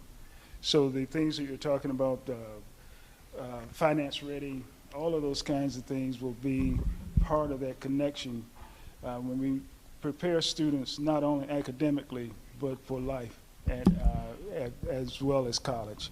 So there's a, I think as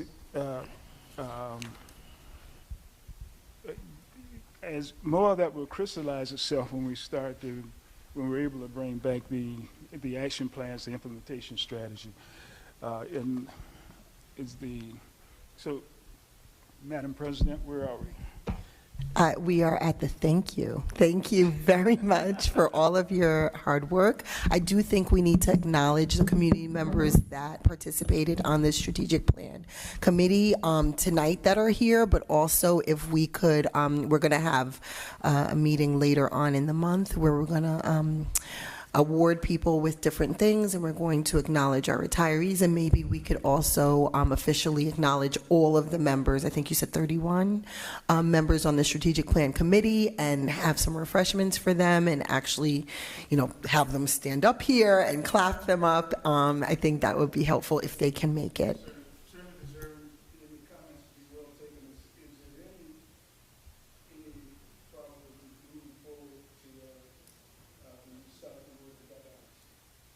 Can you put the mic up so we can hear you? You said about Dr. Iverson, I didn't hear. Yep. I said, is there any problem, is any concern with moving forward so that Dr. Iverson can start her piece? Got it. Any trustees with concerns about moving forward? Trustee Pineda? As long as Dr. Iverson has the feedback we provided and you'll implement it, you'll integrate it with what was already done, I'm fine with it. I just want to make sure we don't lose the feedback that we provided tonight if this is not being modified again. That's all. You heard all of that feedback from everyone tonight? Well, the good thing is it's also taped, so Yeah. just in case, people Wait. didn't take notes, they can You don't have to rewind. tape me. I got a committee that's probably taking copious notes. Oh, so you're good. They will get the notes to me, and I will send you an updated copy that's moving forward to Dr. Iverson. Good. Okay. No other trustees are voicing concern to, okay, Trustee When Warner? can we have that draft? Which draft, David? The revised draft, based upon all of our diverging concerns that with all the conflicts that you have to resolve. Well, we'll figure it out. There's not as many as one would think. I think it's we're talking about changing the old term paradigm and moving forward and doing the right thing for students, and that's where we should get to. I hopefully we can get beyond that, but I'm a bean counter by trade, so I like to document everything from one step to the next. So you have what we believe you said, and I think it will be fairly close. I look forward to it soon. Thank you, David. Take care. Thank you. Thank you, Mr. Appreciate it. McCormick. Thank you. Yeah, I'm sorry? Okay. Next on our agenda, we have a very important presentation as well. Hoping a lot of the people in the audience, I know it's late, could stay for this because what's going to be presented, if I could, Madam President, will be one of the actions that will fold into the strategic plan. Just as the committee and Ed McCormick shared the blueprint, the beginning of the blueprint for the next 3 to 5 years for the district in terms of the umbrella of what we're going to be accomplishing through goals. As he mentioned to you, my role, we will begin to flesh those out into specific actions, timelines, measurable indicators. So a lot of things I'm hearing board members mention that they would like to see will fold in as some of the specific strategies we will use. So I hear you, those things are documented, but what I want to is, and Trustee Mayers, thank you, if I can move right into the next presentation. Targeted Leadership is on our agenda to present. Targeted Leadership was a consultant, a firm that we contracted with this past year to help around the leadership capacity and teacher leadership and leaders of our principals around building their capacity to be instructional leaders. And so that they will fold into, if approved by the board, this what you're about to hear will be one of the expansions of what we've done this year that will fold into one of the focus areas as we begin year 2 of this work. Because we know we cannot be successful, and you said it perfectly, Mr. McCormick, without a plan. Well, we know that targeted learning that's targeted around student success, inclusion, equity, special education, all kids, that is focused on that with highly qualified and adults and leaders who are doing the work, that's what connects to student achievement. So the model that we've been practicing, we've learned, and Ms. Simone is in the audience, she's been engaged in that learning with us, is through this targeted model of distributive leadership that helps build the capacity of the leaders, teachers, everyone leading from their seat to do the work that's going to be in this plan. So Dr. Jeff Nelson is here. We will call him forward. He's going to be very quick, but he's going to be sharing with the board, and it's good for you as a committee if you are able to hang around to hear the work we did and see how this work connects to how the adults will be the ones to integrate and be successful in implementing these strategies that we're going to build into this plan. So I introduce to you Dr. Jeff Nelson. He is of Targeted Leadership, and his work has been around assisting districts with instructional leadership development and improve student learning, because they're not exempt of each other. He's the founder of the organization. He's a published writer, and part of our training, we've read some of his material. And he's here to share what we did together this year. We had 3 trainings, all administrators, every director, 3 two-day trainings here with Dr. Nelson.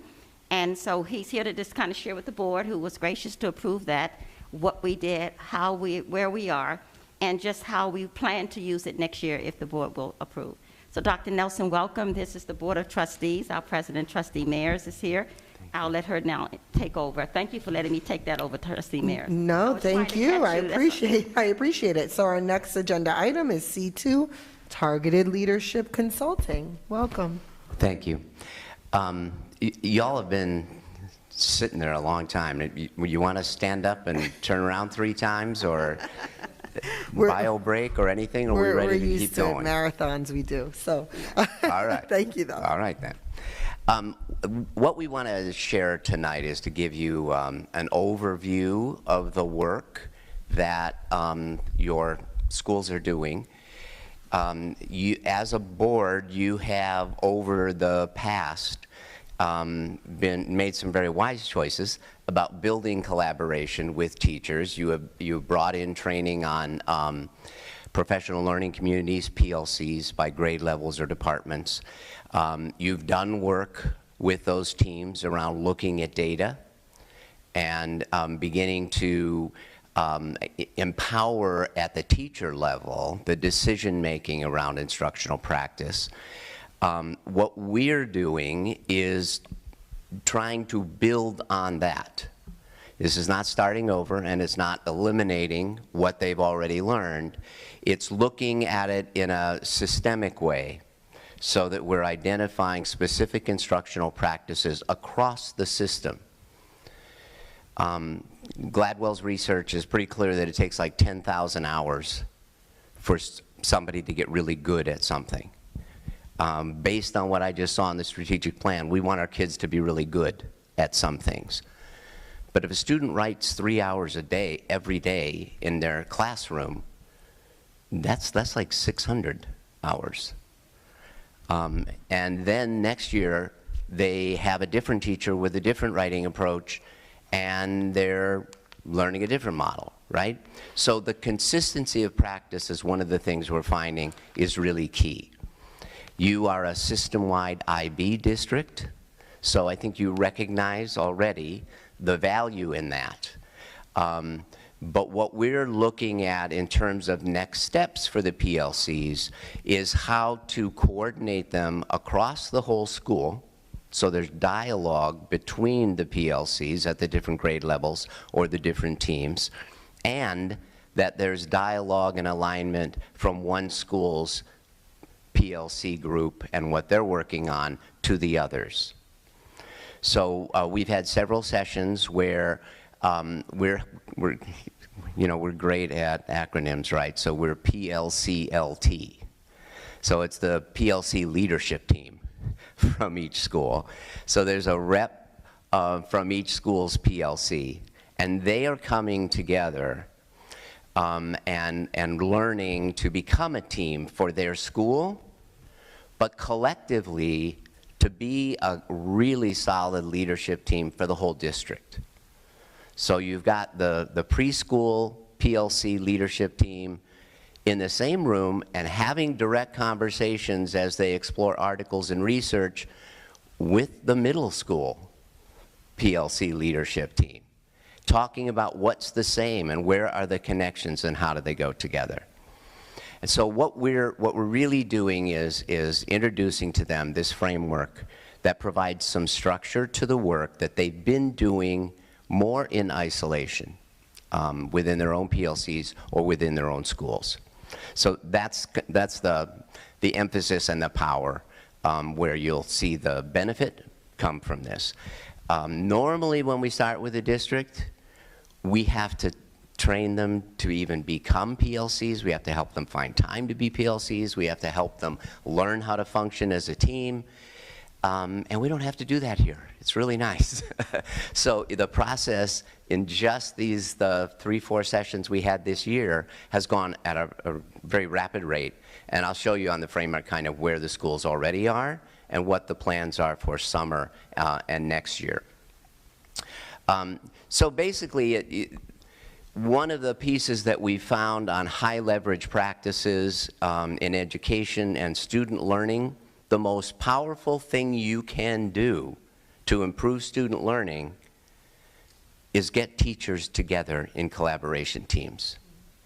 More than any instructional practice, the fact that teachers are talking to each other about their work and learning together at incrementally improving their work generates up to 1.5 years growth as one key lever. So that's where this all starts. How do we give people opportunity and time to really collaborate? And you will hear me talking about time. It's a key factor.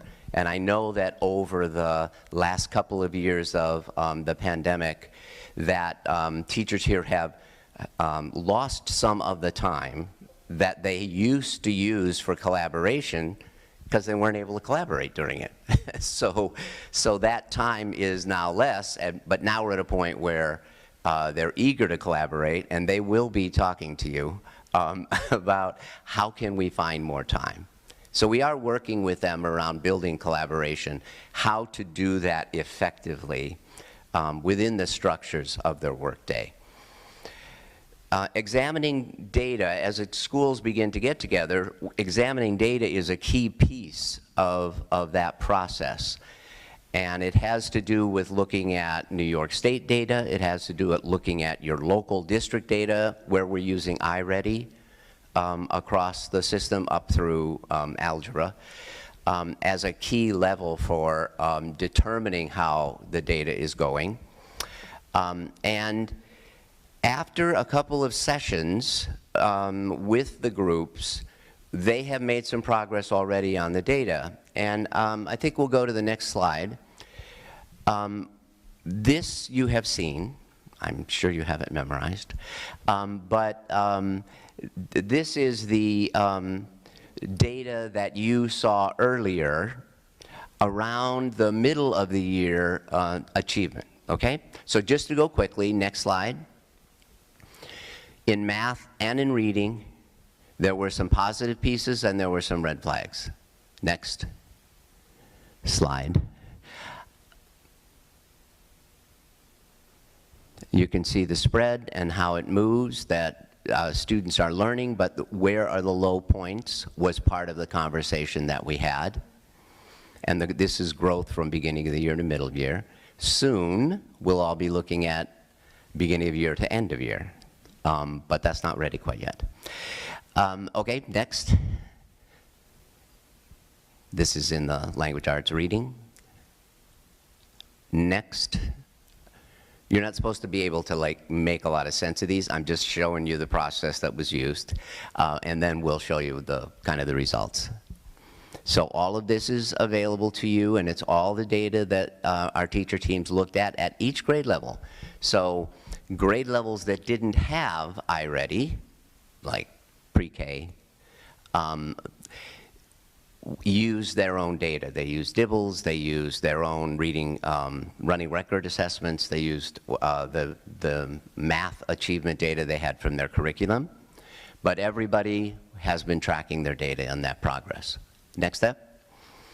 So based on all of that, there was a few key findings, and one of them is that if we're going to target one area in particular this next coming year as we implement this process, it's math.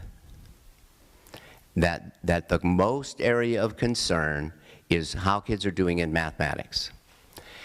And that was developed and shared. Schools had opportunity to respond. They looked at the data. They now have taken that initial data, and just to quickly, we are going to continue to do this work in PLCs. We will be leveraging the gains in English language and social studies and science to support the improvement in mathematics and the focus. So this is something that impacts all teachers. Doesn't mean that all teachers will start teaching math, but it does mean that in science you use charts, you use problem-solving strategies, and reinforcing those and having those connected to what's happening in math is a way to really support and influence. Same thing with academic vocabulary in language arts and reading. We're going to be looking at the instructional materials, and this already from April has been done, and there's a tentative plan to bring in a new math curriculum, K-8. And there is already in the works a plan for teachers to be able to see that curriculum this spring, which is like in a couple weeks, so that they will be able to know what's coming. It's very difficult as a teacher when you know you're getting a new program and you don't know what it is. So you're fretting all summer. But Dr. Malcuso was able to move that process up, and so we're going to have opportunity for teachers to see it before the summer. Before worrying. There will also be training on the new materials during the superintendent's days, August 31st and September 1st. So there will be additional direct training on that, and there will be training for teachers in other content areas, in their own areas, but also in here's what the focus is in math, and here's what we as social studies teachers can do to support that, while deepening our own content. We'll talk about that strategy in just a minute. Okay, next slide, which is a cute, there we go, right back to the other slide. Good.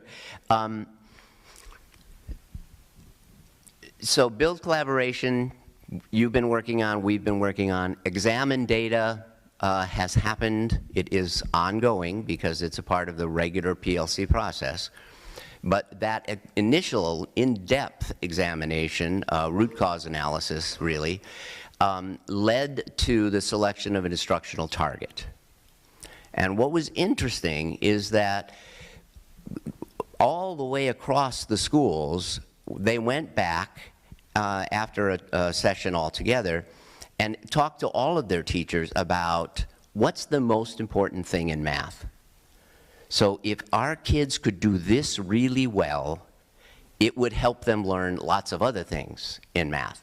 They looked at the New York State standards, they looked at the mathematical practices that go with the standards, and they have all agreed that the one area that's most challenging for students is understanding the problem.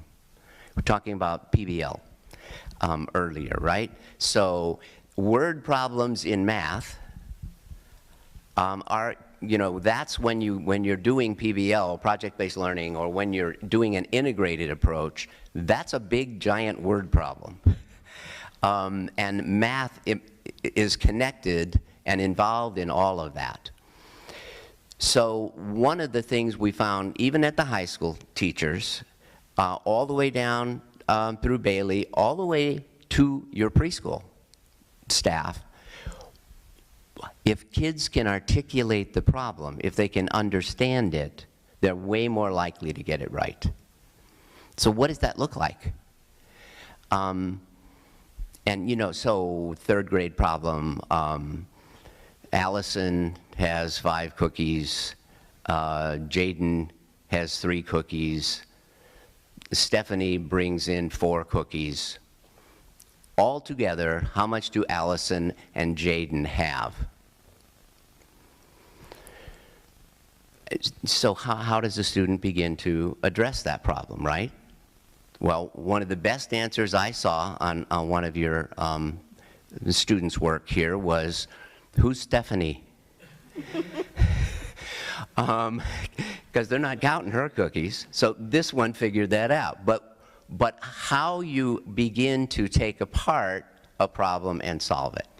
So understanding the problem and having perseverance to solve the problem is the mathematical principle that your entire district math teachers will be focusing on next year. Doesn't mean they're not going to teach numeration, but they will teach it within that context.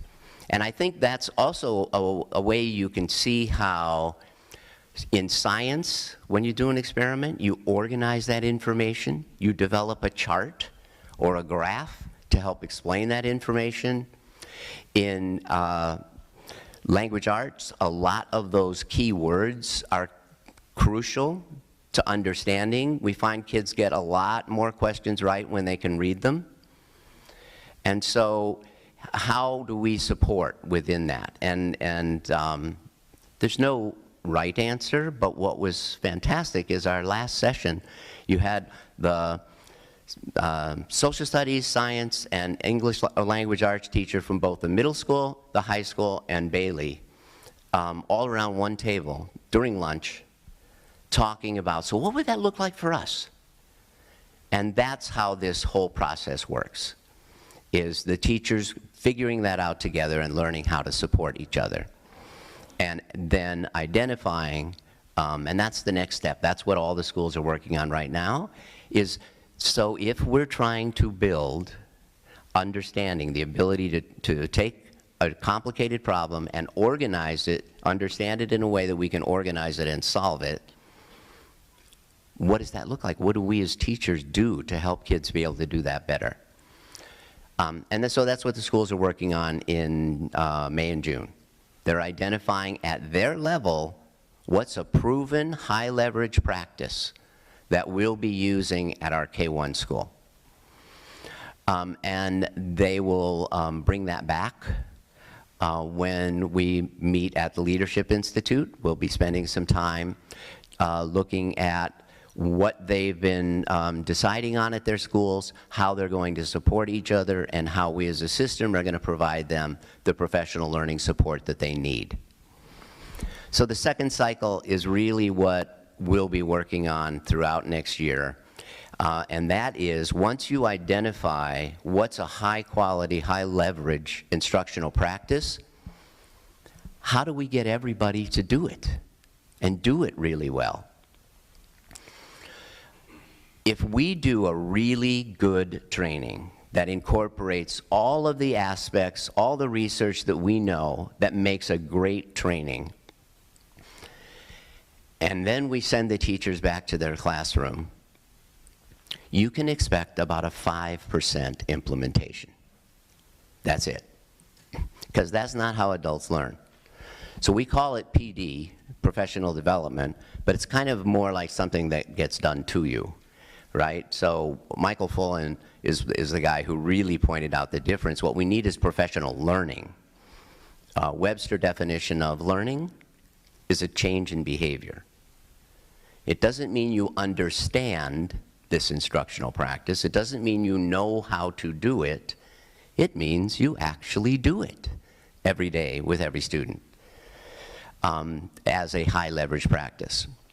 So the problem with that is that means we have a whole diverse, complex group of teachers that we're trying to get invested in this. Do you remember all the light bulb jokes? How many, whatever, does it take to change a light bulb?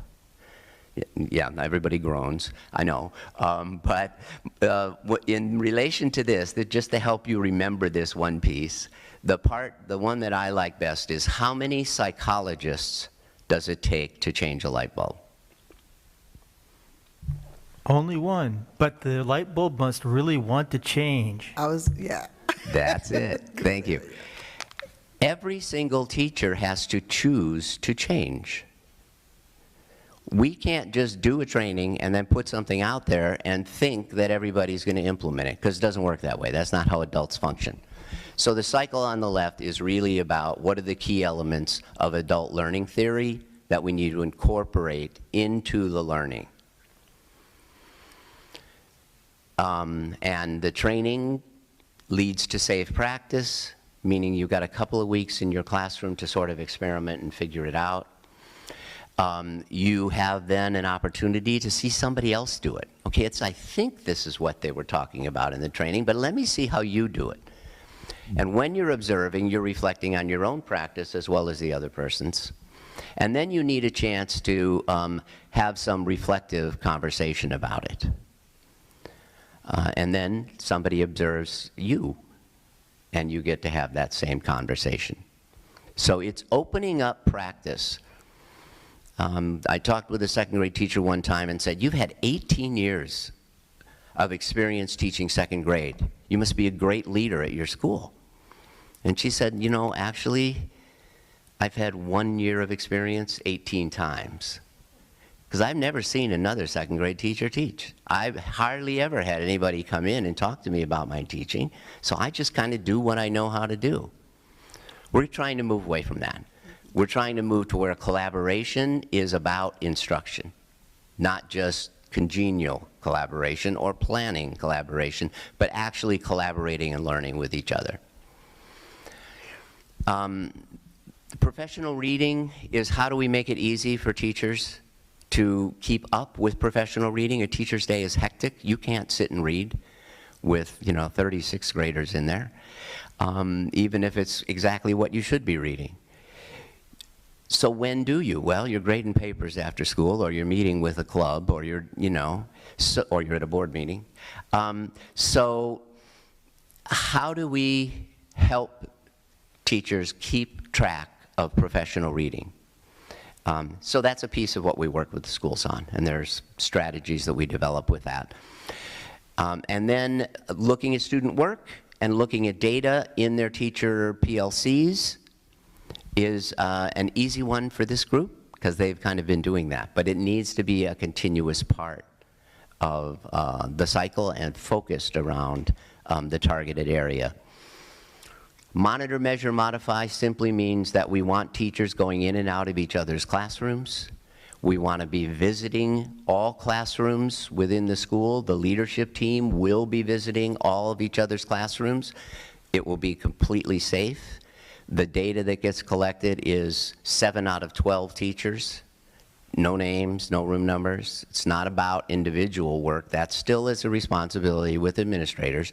But for this work, it's about opening up practice in a safe, collaborative way. Okay, so that's what the focus is, and that's where we're heading, and I'm happy to address questions. Wonderful. The main thing is, can we get a copy of the PowerPoint? I do. No, it's a secret. I do have it. I'll put it in the packet. Okay, Oh, great. very Thank good, you so thanks. much. Trustees, is there anyone that has any questions, comments? Yes, Trustee Warner? Sure, and this could get to be a really long discussion. I don't want it to be, but are we changing the curriculum of the mathematics because we think that the new math program is going to leverage the things that they decided were the most important things? I guess word problems in this case? and how to interpret and translate from English into math. I will let Dr. Dr. Macaluso. Oh, go ahead. Dr. Macaluso moving. Yeah, one thing I will say is that in doing this in district after district after district, when you find a weakness, teachers tend to follow the curriculum fairly closely. They use the materials in the curriculum we give them. That's why it's so important we pick good ones. And what they've been using is really strong in a lot of areas, but most of the time when you spot a weak area, it's because the curriculum is weak in that area. It just makes sense, right? So we've seen that as a pattern, but I haven't studied the situation here well enough to know, but Dr. Malacuso might have. So we were currently using a program that has been in the district for quite some time, and in looking at that program and some research that was done regarding alignment with the the revised state standards, we first noticed that there was not perfect. In fact, the alignment was very low with the current program that we're using. In addition to that, accessibility of the current program was also rated very low, and that was for both teachers and for students. So their ability to just kind of navigate the materials, understand which part is used for which component of the learning. So those were our first primary reasons for looking at a new program. As we started to do this work with targeted leadership, we noticed that there was another embedded layer that would help our teachers to build on this problem-solving approach, because there are some pieces incorporated into every lesson that help teachers and students engage in the learning, but then have discussions about the learning and then make connections with that learning to other parts of their life, which is the problem solving that we're looking for. So those are the major reasons why we have decided to switch over. And then the fourth reason is that the program that we'll be using aligns with our iReady program as well. So it'll be a nice connection between diagnosing student needs and then providing individualized instruction based on those needs. Thank you. Okay, trustees. Any other trustees with comments? Trustee Valen? Sorry, I'm just curious how, I don't need names, how many people are involved in the process right now? And to our administration, it'd be great if we could get details on that in our packet this Friday. Sure. So right now in this training are all the district administrators, central office. I attend every training. I'm there the whole time. I participate in this learning, Dr. Macaluso and Lisa Raymond, all the directors, every principal, and then all the PLC leaders, math leads. About total 33. Trustees, if you look on the agenda planning meeting that we held on June 2nd, it also goes a little bit into detail because Dr. Iverson did give a heads up to Trustee Warner and myself at that meeting. Trustee Iverson said, Dr. Iverson, excuse me, said that there were 33 people, including the PLC's leaders, grade level leaders, department heads as well, correct? Yes, Okay. department heads, that's true, yes. All the people leading from this seat around instruction, the people who are getting stipends to do this work, they're the ones learning and implementing, helping to build this consistency and coherence across the district around how we approach this high-yield strategy to build the capacity of our teachers to teach it at every level so all our kids learn it and do better in that. It's high yield. If we all get better at that, it will translate in higher achievement among our kids. Any other trustees with comments, questions? Trustee Washington? Yes, hi. So do you have any data for us from the actual process? So did you do like surveys with the group before and then like a survey with the group now so that we can see what they're gaining from this process? Yes, I can answer that. I sent home the surveys with the packet. Every training, we took the data. They analyzed it and gave us survey data. Ivy calibrated it. It came home in a weekly packet. If you notice the ratings around the training from the perception of our adults, and Jeff, you can speak more to that, on a scale of 1 to 5, in different indicators, it averaged around they were very impressed with it, 4, 4.5, and some outliers, but yes, we did collect data around how this is working and their perceptions of this.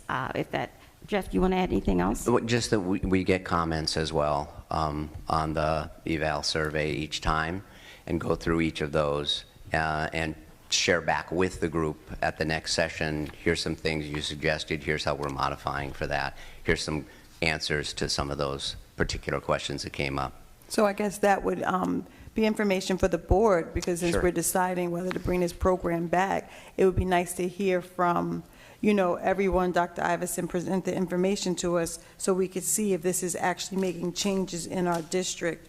From this whole process, what's the difference in the role of the principal sitting there and the role of a teacher? Do you want to take that? Yeah, sure. The goal is to flatten the leadership structure. The goal is to allow teachers more voice than they typically have at schools, to allow them to be a part of the decision-making process around instructional issues. The structure is such that it's not just the 4 teachers that are on your PLC leadership team. Those people go back to their own PLCs and discuss and get the input. So every teacher's voice in the school is represented in this process and on that team. So everyone, Dr. Iverson, that has signed up to be a PLC leader for the school year 2021, 2022 is part of this process now. Yes. So there's a posting that goes out every year. So if someone brand new wants to become a PLC leader, or that person will now, if the board approves for next year, will be part of that process. So every PLC leader in our district is basically having training in their role. So they're not just signing up and not being trained, correct? Absolutely correct. Thank you. It is strengthening the PLC structure so that, as Jeff said, it's in place here, but the inconsistency in some buildings, some grade levels, the coherence was not there. So it's helping them through this model of distributive leadership to know how to lead the work back at their building, at their grade level, department level, so that we build the capacity of everyone. Because it's only us here. Principals can't do it alone. I can't do it alone. We need to have leaders at every level to help connect the work back at the school level. So they also, to your point about the leaders, they're learning from an instructional lens how to now look at this instruction in a way so that they can help support teachers and use that information when we get out of safe practice, because eventually, what we are teaching, we expect to see, but while learning it, there's a period of safe practice because people need to feel safe around making mistakes, learning it. That's what we're here to do.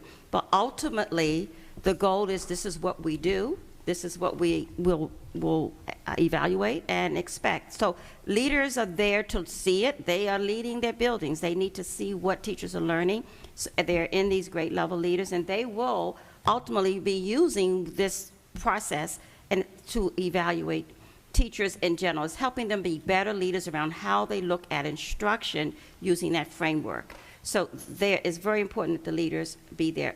And the second thought point I would bring up, the PLC structure, every school has PLCs. They are the PLC. But from my observation, at no time did all the PLC leaders at a school, at many places, not consistently, have time to meet as those building leaders to talk about instruction, to have the 3rd grade, 4th grade teacher in a meeting together to say, on this assessment, my students didn't do so well on this. And maybe a 3rd grade teacher may say, you know what, we didn't hit that as hard as we did. That conversation is very important to that alignment so that we can find the holes and then know how to plug it. They need time to do that. And principals are in those discussions. So they're learning the instructional lens of how to lead it at their building by putting in the time. Ms. Simone will tell you, putting in the structures, finding time in that schedule for that to happen instead of saying, we don't have time. Looking at your schedule. So they've been challenged to do that and building their schedules for next year. They're looking for that common time because they won't do it if they don't have time to meet on it. So we're pushing it, increasing the rigor around this. And it's so they, so the structures is there, but we're making it more effective, more efficient. Not that it wasn't, but it could be better. And my last question, Dr. Macaluso, can you please tell us the name of the new math program you're bringing to the district? Ready Math. And this will be K through? 8. Okay. Except for in algebra courses, we will be using something else. So it's called Ready Math? Correct. And Trustee Washington, those materials are in the buildings now. Ready Math? Yes, they have been delivered, they have been broken down, and they're in the buildings now, and they're earmarked, they're kind of cataloging and getting those things distributed. I'm sorry, Trustee Washington, were you done? I'm finished. Is there a cost to Ready Math? Similar to textbooks that we purchase, yes, it would be similar to a textbook cost. So nothing additional. We already have that in our budget for textbooks. Oh, okay, that's, that's the part that I was getting at, okay. Bottom line, that's what we're trustees of the fiscal environment. Okay, so any other comments or questions from trustees? Thank you. Trustee Valen? This is probably more for administration. I'm looking at the proposal for next year, and I see that you've already mentioned that it's being built into the Summer Leadership Institute, which I think is the end of August meeting dates. And then the superintendent conference days are mentioned here, and it's targeted for full days. I'm just wondering, will there be time for other kind of training for the teachers during the year, or this is our goal for this year, this is what we're focusing on, no other additional training is anticipated during those days? Well, we don't have a lot of time in the schedule, and I think, yes, this is our focus. This is the primary focus for the PD. But during the superintendent conference day, Trustee Valen, we're building that schedule now. We will have some things in there for teachers to do in the afternoon that we're bringing in some other things. Lisa Raymond has some ideas, but we need to do some safety training as well. But my administrative retreat over the summer, the leaders will learn how to take it back to their buildings in September. So when we get to the superintendent conference day, with all teachers, everyone's learning it, then we can use the leaders to be at the building level to build that turnkey, that trainer to trainer. So this model helps build capacity among the adults to implement the work. So no, our focus is this. If this is approved, we're focusing on math. We are good in literacy. We can sustain that. We know we have, and you've done great with that over the years. We need to elevate that level in math. Can you imagine where we could be when we connect the two? When you heard Jeff talk about the strategy, it's high yield because it applies to every content area. So you to have an English language high school teacher at the training talking about problem solving and how it connects to vocabulary that they can connect back to math. That's how you build coherence, consistency across grade level content, and that's what moves districts, that's what improves student achievement. So we're trying to push the rigor. It's called +1, pushing it one more level because we're there. We have great people here. We can do better. We know we can. And we're challenging ourselves through this model to do better at what we do to help our students do better in math, focused on math. Thank you, Dr. Iverson. Thank you very much. Thank you, Jeff. Dr. Jeff Nelson. Any more comments, questions from the board? Hearing none, we're going to move forward. The time is now 9:57 p.m. We're going to move on to policy review. Trustee, thank you for the community members that were in attendance. Next on policy review, there are copies of the policy out in the public as well as online. You can open the policy and see all the changes. Are there any comments, questions, concerns regarding this policy? Because it's now been through our administrator, it was started in the board, it went to our administrators. I believe legal has taken a look at it, and now we're at the point to adopt the new policy. I don't see any trustees with any concerns. Okay. So we will, I believe, on the next agenda have it, it's going to be open now for 30 days. And then on the next agenda, unless you want to expedite that. And on the next agenda, next 30-day agenda, we will then be voting on this policy change. Well, I assume things like, use our version and move to this location will be removed. I'm sorry? there are things in the draft that tell you what sub-draft the policy comes from. So if you absorb all your, remove all of your deleted text and remove the things that are sort of like meta information about the policy and just leave the text, then we'll be fine. Yes, you mean without all the markups? Yes. Yes, of course. Yes, of course. Okay. Trustee Valen, I saw your hand. Sorry, you said it will be approved in 30 days. Is this not going to be on the agenda for the 21st, which is actually less than 30 days? So what I was saying is that Jeez. I hear feedback. Our policy is to wait 30 days, but we can waive that if someone would like to. Yes, I would like to. And the policy does say within 30 days, which It does. could be. Sooner. So does anyone have any objection to this policy without all the markup, Trustee Warner, being on our next agenda, which is June 21st for adoption? No. Hearing none, we're going to go ahead with that. So Joya, please make sure that the new policy 1510 without all the markups is on our new agenda for the 21st. Next, are you there, Joya? Oh, okay. Yes, okay. Next on our agenda, moving along, is item E1, committee reports. Are there any committee reports? Yes, the Okay. community engagement. Wonderful, thank you.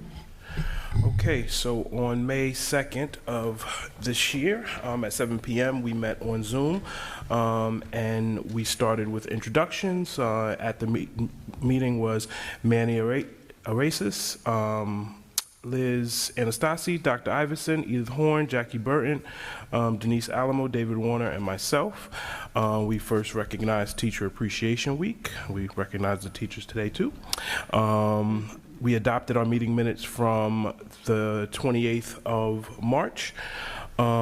We had our superintendent updates. Dr. Iverson also recognized Teacher Appreciation Week and spoke about the continental breakfast that was held. She spoke about an exercise that that they did where everybody got a puzzle piece and how we all fit together as the puzzle piece to create a world-class district. I thought that was pretty cool. We got some updates on communication policies. Dr. Iverson shared that the policies are going to be worked over the course of time, and that certain ones are going to be getting priorities, and the governance committee has outlined which ones those are. And we'll be getting new information and language from NYSBA on some of the policies. We spoke about summer school, the summer reading program. The district has purchased books for all the schools. They'll be working with the library. We will probably hear some more about this in our next meeting coming up on the 13th, Monday the 13th. A community member brought up the idea of a book club over the summer at the library, so we'll see whether that gets operationalized or not. The superintendent talked about the potential community engagement events, and we will get an update on that at our next meeting as well. There were some COVID updates and strategic plan updates as well. There was a number of different announcements made regarding Greenberg students being recognized for performance in Writing Revolution for Black History Month contests. The League of Women Voters doing a bunch of registrations, 66 students here at the high school. There was a career fair. We had a number of new MBK fellows here at Woodlands High School. The PTA Council had some teacher grant winners that got recognized. And that was, we spoke about the upcoming election and school board vote, which are now done. And congratulations to David Warner and Julie. I do not have her along on their wins, and Budget passed. the budget did pass, and there was two other things that were noted towards the tail end of the meeting. A student news network that we are going to get some more information about. It seems like a really good program where kids are getting mentored by veteran news folks in the news business. So we're going to be talking about that. And one thing of note that I did not know that I think the community would be happy to know is that compared to a lot of the other districts in Westchester, Greenburgh is one of the lowest tax districts. So I thought that was interesting. And we closed the meeting at 8:06 p.m. Thank you, Trustee Thomas. Is there any questions or concerns from trustees? Hearing none, are there other committee reports tonight? Yes? Are you raising your hand? I just want to say that the next Finance and Facilities Committee meeting is Thursday, June 16th at 6:30 p.m. via Zoom, and a link will be provided on the district calendar. Thank you so much, Trustee Warner. Any other trustees? Hearing none, we'll move on from committee reports. There is no, yes? Sorry. There's no student ex officio report this evening. I'm going to table the board president's report, and we're moving on to the superintendent's report. Yes, just very briefly, I wanted to announce to the public and the community that we will be hosting a community forum, Community Safety Summit at the name of the church is Christ Temple Church, located on 25 Oak Street in White Plains, on the heels of the terrible tragedy in Uvalde, Texas. And as we continue the discussion around school and community safety, we are partnering Greenburgh Central School District. We are partnering with the Greenburgh Central Police Department and local religious leaders to come together to share and meet with community members, parents, students, teachers, anyone who would like to come to just begin to support one another and share what we do, how we do it, and some of our procedures, and more importantly, to help the community and hearing how they can and should respond. What was brought to my attention is from a lot of religious leaders who touched base with me that on the heels of what happened in Texas, they received as well a lot of calls from community members around what they should be doing. So this is a perfect opportune time for the three of us to come together to address how we can better support one another, because we know collectively when we do things together, we can keep everyone safe. So the conversation will be, and that's what it will be, around clarifying some of the procedures that are in place and answering and opening it up for questions. The last two announcements is just to remind everyone tomorrow at 8:30, we will have the 8th grade a recognition ceremony here in the high school, right here in auditorium. And next Friday on June 17th, here in auditorium, we'll have Bailey's 6th grade moving up ceremony, and that will start at 9:30. Dr. Iverson, for clarity, is the 8th grade recognition on Friday or tomorrow? Wednesday, the 8th, tomorrow. That's a different date than I was given, so I don't know if parents have that information. I have the flyer right here. Let me double check while we're here. Dr. Iverson, I have the flyer up in front of me. It is, one second. Is it tomorrow? No. I hope not, because I took work. That's why I'm like, I hope I not. go Sorry, the I'm wrong date. toggling. What I'm date toggling is it? between my calendar and the 8th grade recognition ceremony is Friday, beginning at 8:30. Okay, Friday. I do have that. I read the wrong date. Thank you for catching that. Yes, I Okay. have Friday the 10th at 8:30. Okay. Okay, thank you. And the 6th grade recognition program from Bailey is the following Friday. That's right. At Okay. 9:30. Thank you for that Wonderful. correction. No, thank you. Okay, any comments, questions, concerns from trustees? Just who, did somebody speak first? No, go ahead, trustee Warner. Oh, just in reference to Asian Islanders Pacific Month, did we do anything as a district? And in reference to the Texas shooting, did we do anything as a district? I know you're partnering with Bishop Preston, but what did we do also? I have those questions. Well, I sent out a message, like most superintendents did, to all the community members around, just showing first our empathy and compassion, and for those students and teachers, as educators, it touches us as closely as it does, I would think, not as parents, because it happens in schools where we all work. So I don't know if you remember, I did send out a very thorough message. In that message, I indicated some additional things we were doing at each school. So that's what went home, and as well, we met with all the administrators here and went through their safety plans, just sort of just rehearsed and reviewed to just assure that we just talked about that in case, so that we would be prepared. Met with the police department as well, who was provided a little bit of a presence on the campus. And then we shut down some areas where there are campuses that are more open. For the couple of days, we shut gates and we only allow traffic in for drop-off and for exiting. And these things, again, I think I sent home in my update. But this activity tomorrow is just that extension of that conversation as we continue to look at ways we can improve and increase what we do to assure everyone is safety. Regarding Asia Luna Month, yes, we had activities in schools. Every school had activities, and I think this was also mentioned in one of my weekly messages, what each school did. We sent that home in that message as well, so we did recognize it. Okay, so when I was speaking about the district, I guess I should have said, with our students, especially the middle school, maybe Bailey, middle school, high school. I was talking about with the students. Like, how do we have an assembly? No, they had them in their buildings. Yeah, that's what I'm wondering. But not district-wide. Right. Okay. So I was talking about what did we do with our students around that time, around this, the safety, letting them know.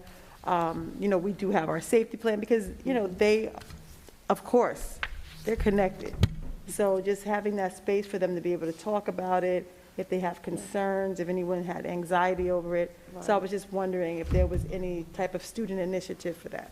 So that was also mentioned in the message, that very next day made parents aware that if they notice their child is experiencing any anxiety, to call the school, that we made students aware that day, that next day, of psychologists, social workers, guidance counselors were visible, were in the halls and the classrooms checking on students, just seeing if there was any student who needed time to process. And with one of them, they were very visible, hands-on, very caring, and just available for any student who required some support. Parents were also, like I said, told to call the school. So yes, that was also mentioned as one of the strategies we put in place the day after.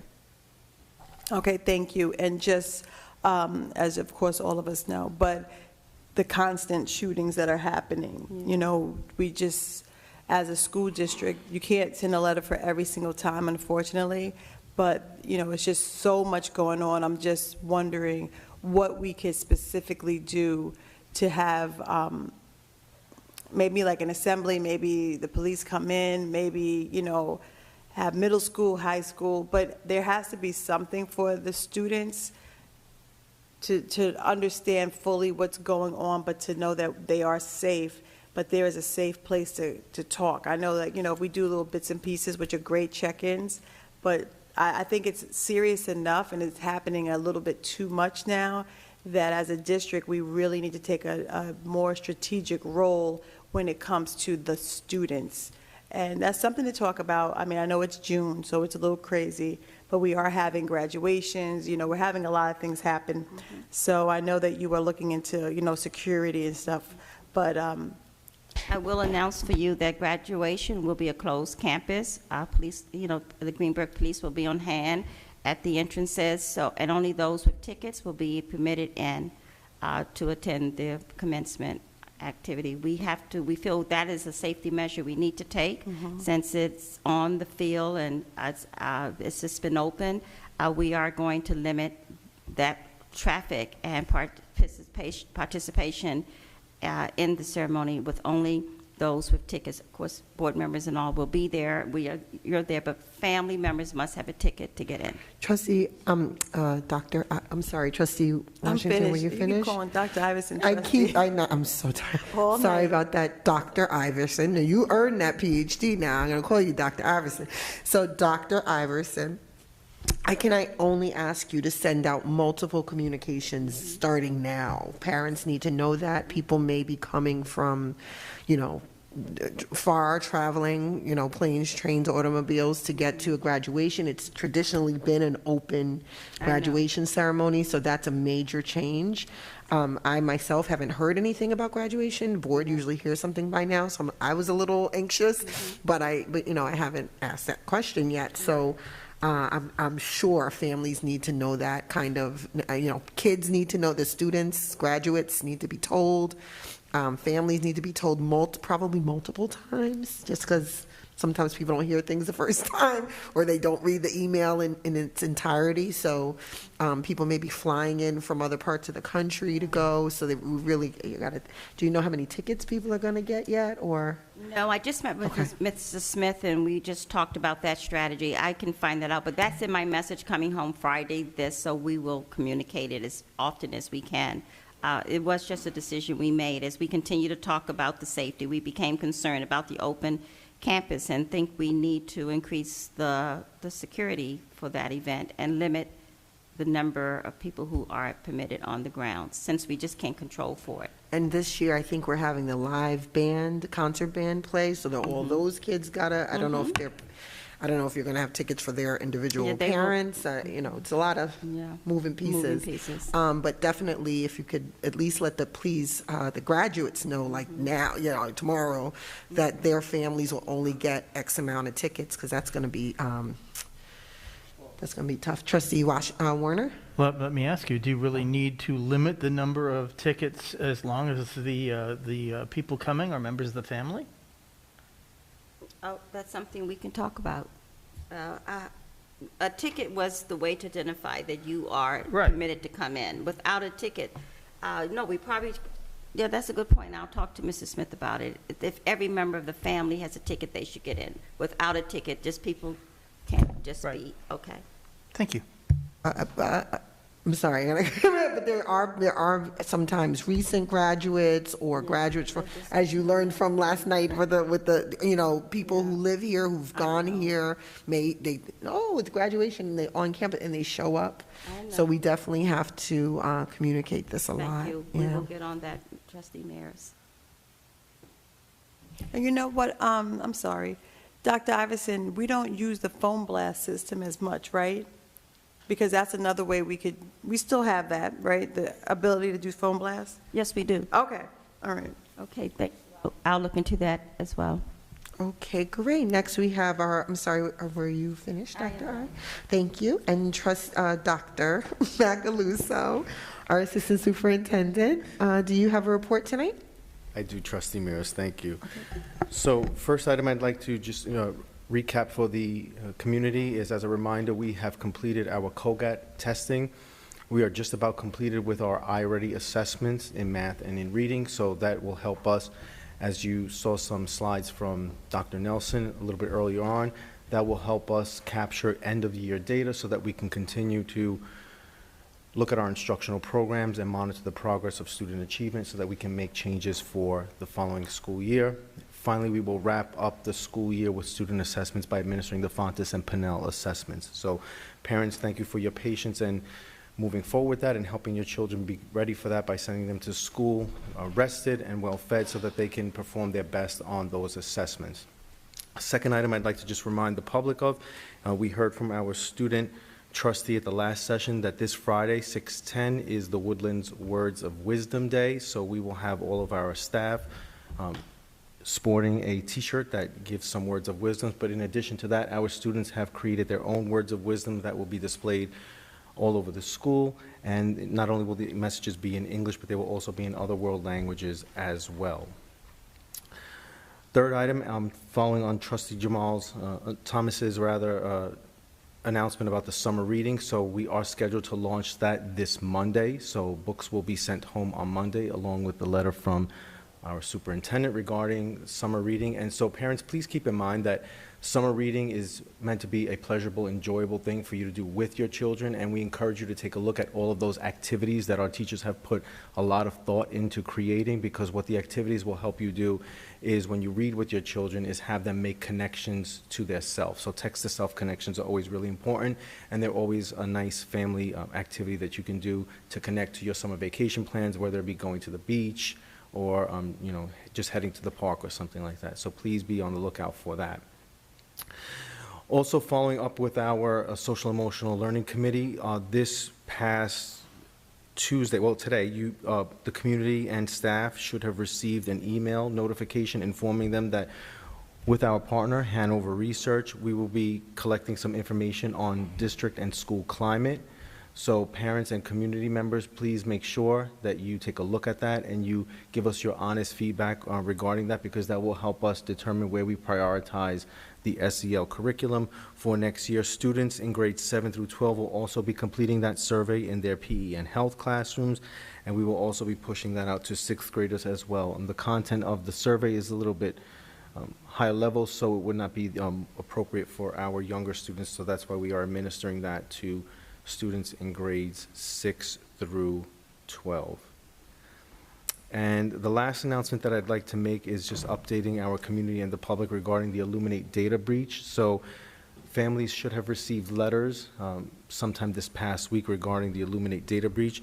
And I'd like to just first acknowledge the feedback that we've received from some of our parents indicating that while they did receive the letter from Illuminate, they would have liked to also have received information from Greenberg as well.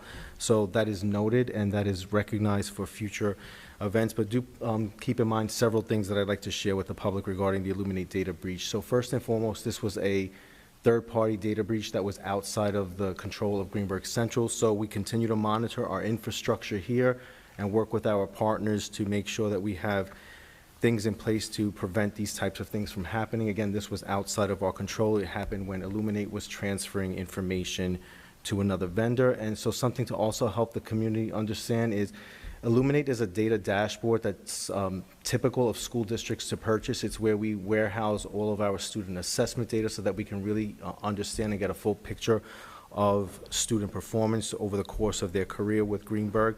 So first and foremost, parents, when you do receive that letter, it is actually a real situation. So what you can do is always follow up using the information that is provided in the letter. There's a phone number that you may call, and there is also some additional pieces that Illuminate is providing so that you can monitor your child's identity. And so the other thing I just also wanted to mention to the community as well is, so we did actively engage in conversations with our council regarding this, as well as our partners, and we are also now continuing to have conversations with State Education Department.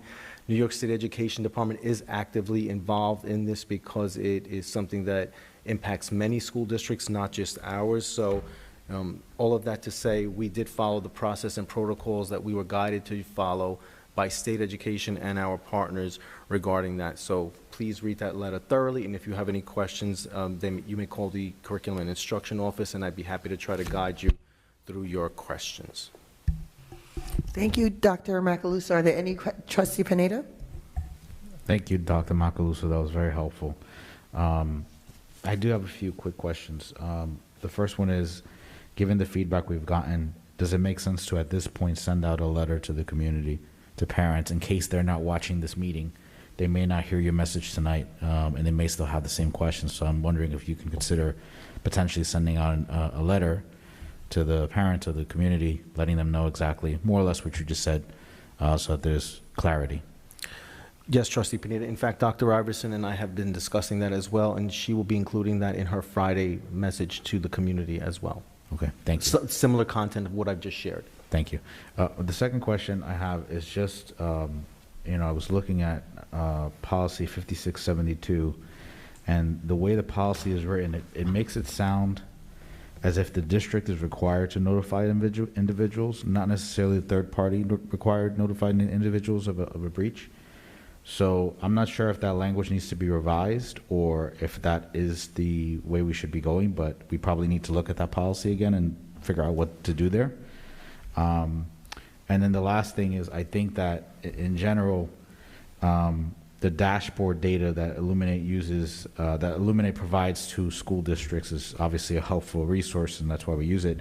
But I am aware that there are some school districts that are moving away from them as a result of this breach. Have we considered doing anything along those lines? So that is actually a conversation that we are having with our partners at BOCES, because so one of the things that we do as a smaller district is we purchase some kind of ancillary supports through the consortium, because what it does is it helps us to reduce costs. And so I've started to have conversations with them and express interest in possibly exploring other options for Greenberg. Okay, thank you very much. Thank you, Trustee Pineda. Any other trustees or questions, comments, concerns?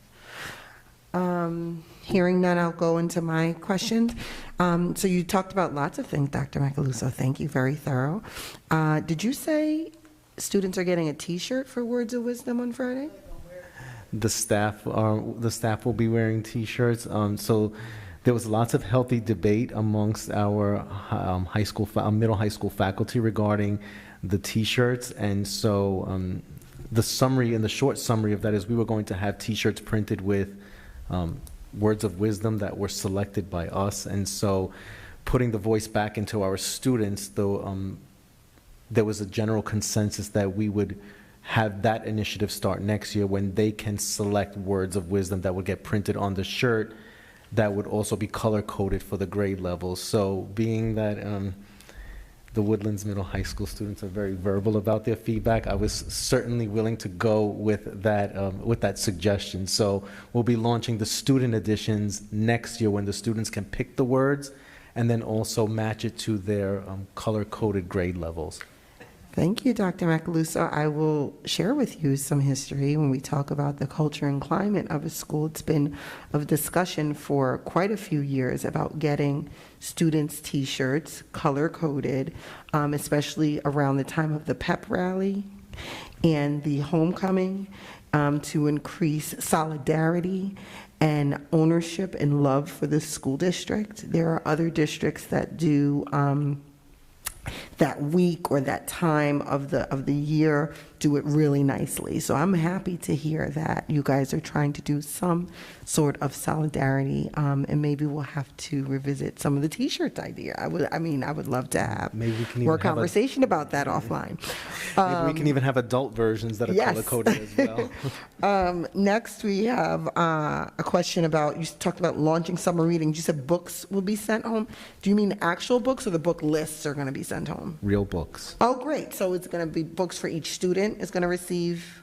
Grade level appropriate books for Okay. each student. The activities will be posted online. So activities to accompany those books will not be printed, but the books will go home in print form. And in addition to that, the summer reading website that is referenced in Dr. Iverson's letter will also have additional books that families are encouraged to read by either accessing them through Sora or through the Greenberg Public Library or any library in the Westchester County. And lastly, I want to underscore and show that I am in agreement with Trustee Pineda's point about sending communications from the district. Not only is it in our policies, but also as a parent. I have more than one child, and I received letters that were multiple pages, multiple amounts of reading, and it's massive. So very clear, concise information about what happened so that parents can feel comfortable and understand is helpful, just to let you know as a parent. Are there any other? Yes, Trustee Pineda and Washington. I just remember one thing. In the letter, Dr. Macaluso, if you could mention the context as to why parents are not notified that this data is shared with this third party, because I think there's some confusion out there in the community. I think the parents are under the impression, because the letter was a little vague, I think they think that Greenberg decided to share this data with this third party, as opposed to they received the data as part of providing services to us, right? So I think there's a little bit of a disconnect there. So I think if you can expand on that in the letter while still being short and concise, so I'll leave that to you to figure out how to do that. But I think if you touch on that point, that might help ease some of the concern.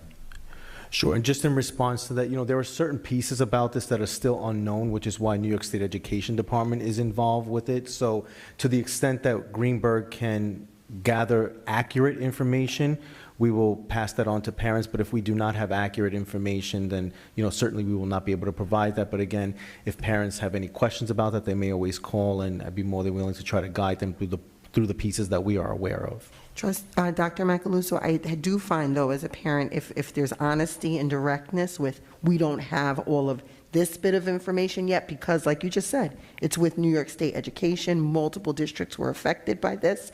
I think parents appreciate that, but as long as they know that the district is involved in it, we understand, and as Trustee Pineda said, why this even happened in the first place, that, we utilize them for a service.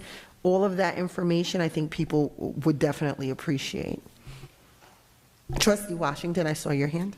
Yes, Dr. Macaluso, can you give us an update on our summer school program?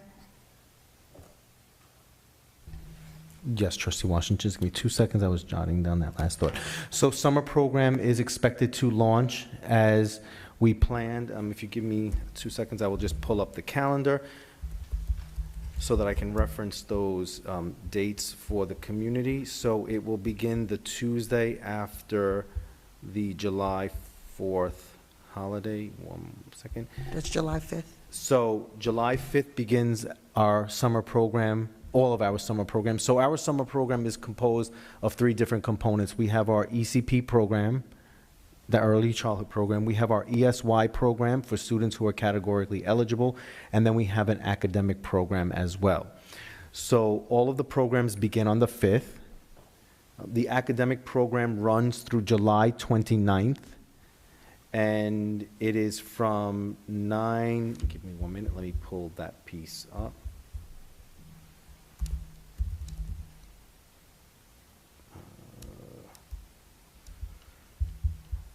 Sorry, toggling between, I should have had that available for everybody. I can get the times, the specific times when we loop back after Ms. Raymond's report, so I can pull that document up. But the academic program will extend through July 29th, and then the ECP and the ESY program continue through August 12th. Okay, and my last question, the person that we hired for principal, will they also run ECP? That is done in conjunction with the current director. So there is oversight of it by that principal, but the director is also involved because the director is also overseeing that program. Okay. And so also for the parents and the community as well, for all of the students in the summer program, we will be providing a grab-and-go breakfast and lunch. So for the academic program, that is half-day, and again, after Ms. Raymond speaks, I can loop back and give the exact times of that. But for the academic program, students will get a bagged lunch that they can bring home with them as well. Okay, thank you. Thank you, Dr. Macaluso. No other trustee questions? Trustee Valen? We do have one over here. Apologies, I know it's getting late, but, and sorry to put you on the spot, Dr. Macaluso, but apparently all students who qualified for those programs have been contacted and registered for the program. Are there any seats open? How is the registration going? Are students already informed and in the program, or are we still working on that? For ECP and ESY program, those students who are categorically qualified for that, they have already been notified. For the academic piece, we continue to send notifications out to parents. Phone calls have been made, permission slips have been sent out to parents, and we are waiting for those to trickle in, acknowledging that the parents have accepted our offer for the academic program. If we do not fill those programs to capacity, which we are capping the academic classes at 15, then we have a waiting list of students that we would move down and we would offer them a seat. So can we get an update on that at the next meeting so we know where we are as far as the wait list? And thank you. For sure. Okay, trustees, no more questions? Okay. Thank you, Dr. Macaluso. We're going to move on to our Assistant Superintendent for Assistant Superintendent for Business, Ms. Lisa Raymond. Thank you. I'll start with the treasurer's report. For the month of April, we began with a balance of $47,883,619.32.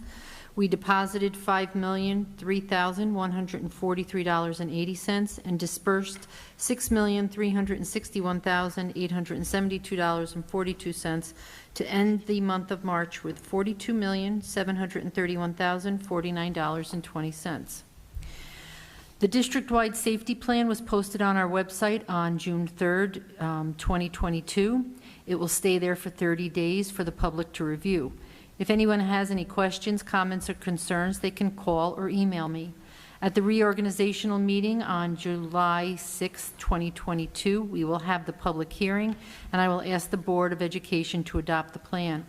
I'm also in the process of creating a uniform emergency response plan template for all schools to use that was provided to me from our consultant at Southern Westchester BOCES and is a sample from the State Education Department. Once this is done, I will meet with all the directors and principals to go over that implementation. For our facilities, we have a lot going on.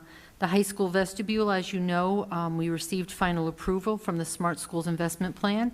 The architects put this out to bid the week of May 30th, along with the mansion roof. As a reminder, the district must spend the money before we will receive any reimbursement from the State Education Department for the high school vestibule.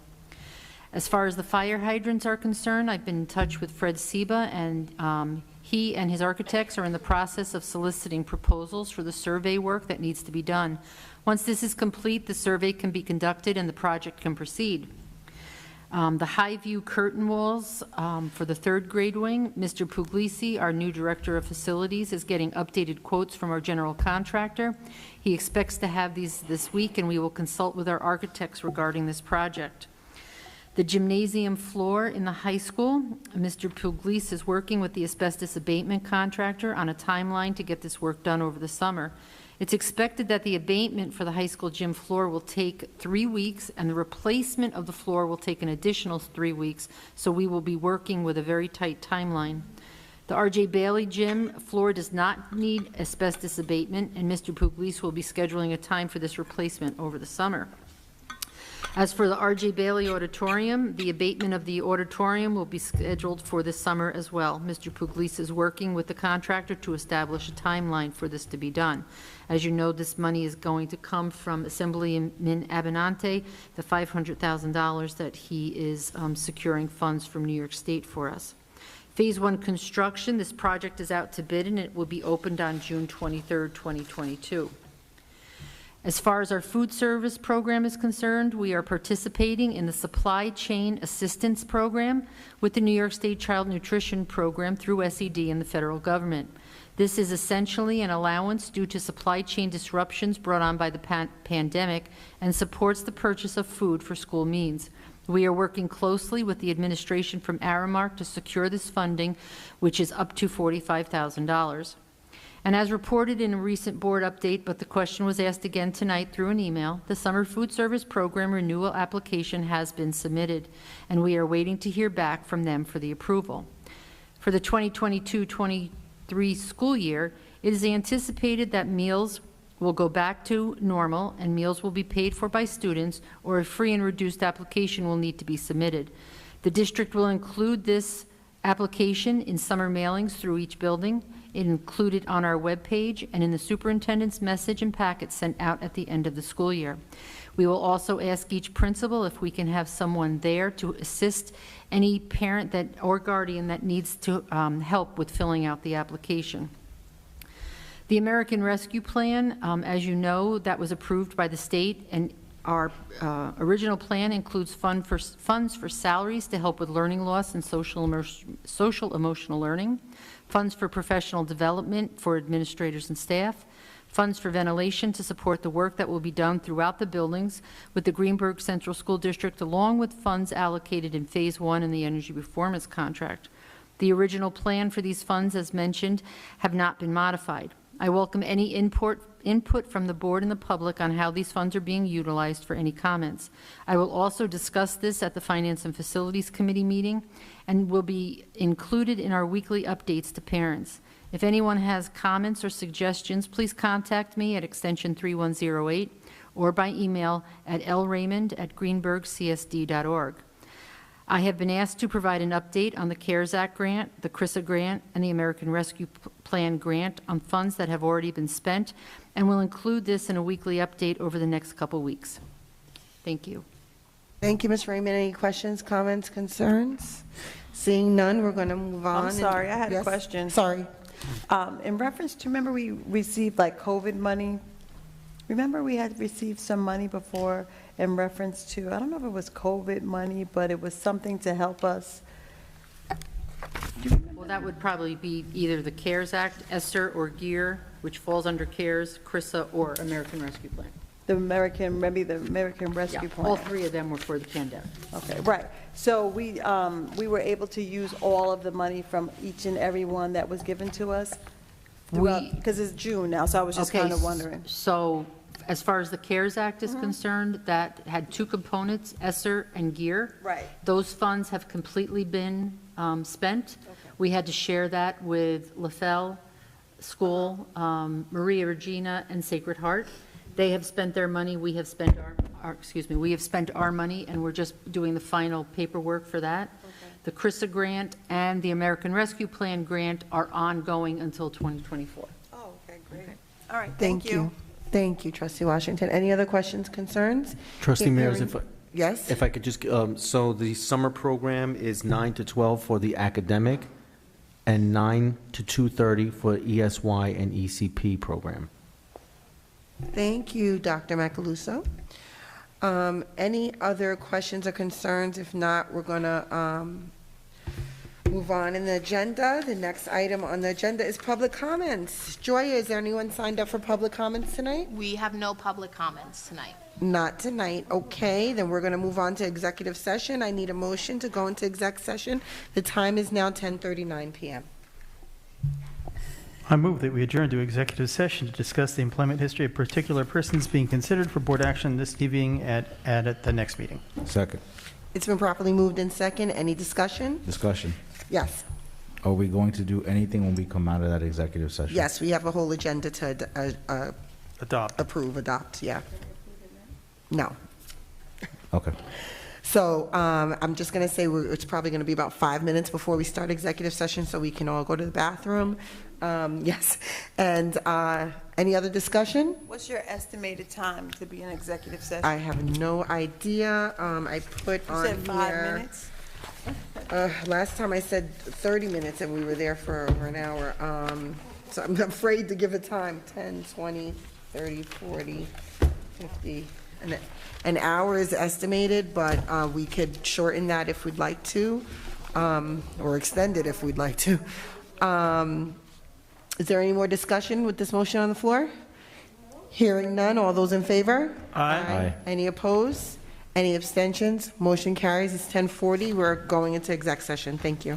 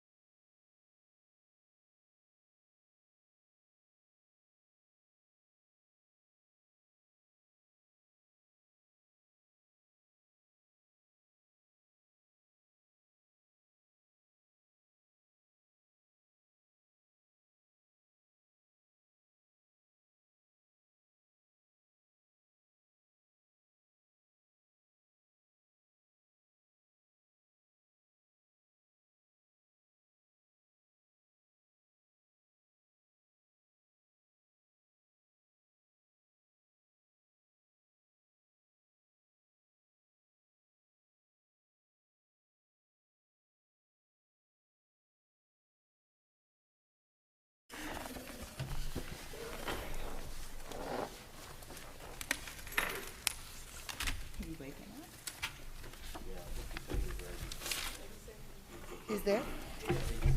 Oh, we're ready? Okay, I'm sorry. Oh, you just waited for me. Okay, The we're last live two now? pages, yeah. Okay, wonderful. Can I get a time check? What time is it? It's now 12:56, and we've returned to open session. First item, where we left off, 12:56 a.m. First item is instructional personnel items. Can I get a motion, please? I move that we approve the instructional personnel items presented to the board for approval this evening. Second. It's been properly moved in second. Any discussion? Hearing none. All those in favor? Aye. Any opposed? Any abstentions? Motion carries.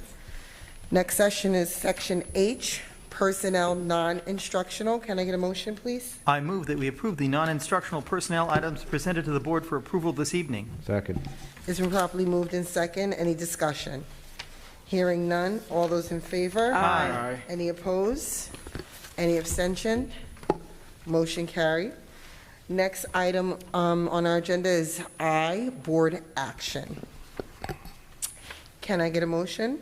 I move that we approve the board action items presented to the board for approval this evening. Second. It's been properly moved in second. Is there any discussion? Aye. No? Hearing none. All those in favor? Aye. Any opposed? Any abstentions? Motion carries. Next is J, review agenda items for approval at the 6/21 regular meeting. J1.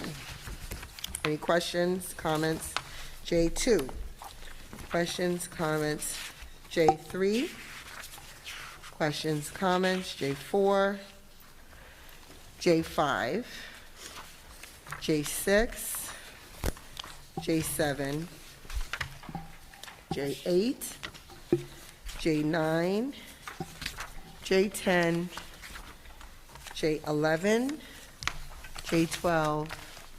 J13, J14, J15, J16, J17, J18, J19, J20, J21. Yes. Yes. Trustee Warner? All right, I've already handed this off to the business administrator, but the treasurer's report, the cash flow, had a problem with the totals columns. They carefully add up, they're supposed to carefully add up what happens in each column for each month. The columns for the months are fine. It's just the total columns on the right that it's not updating. So they'll fix it in time for the next agenda. Thank you for drawing this to our attention. Any other questions about the treasurer's report? I'm going to move forward. J22, J23, J24, J25, J26, J27, J28, J29, J30. I wanted to indicate that we should try and just have that double checked by legal to make sure that it doesn't need to be a more formalized contract. Okay, thank you. You did say that.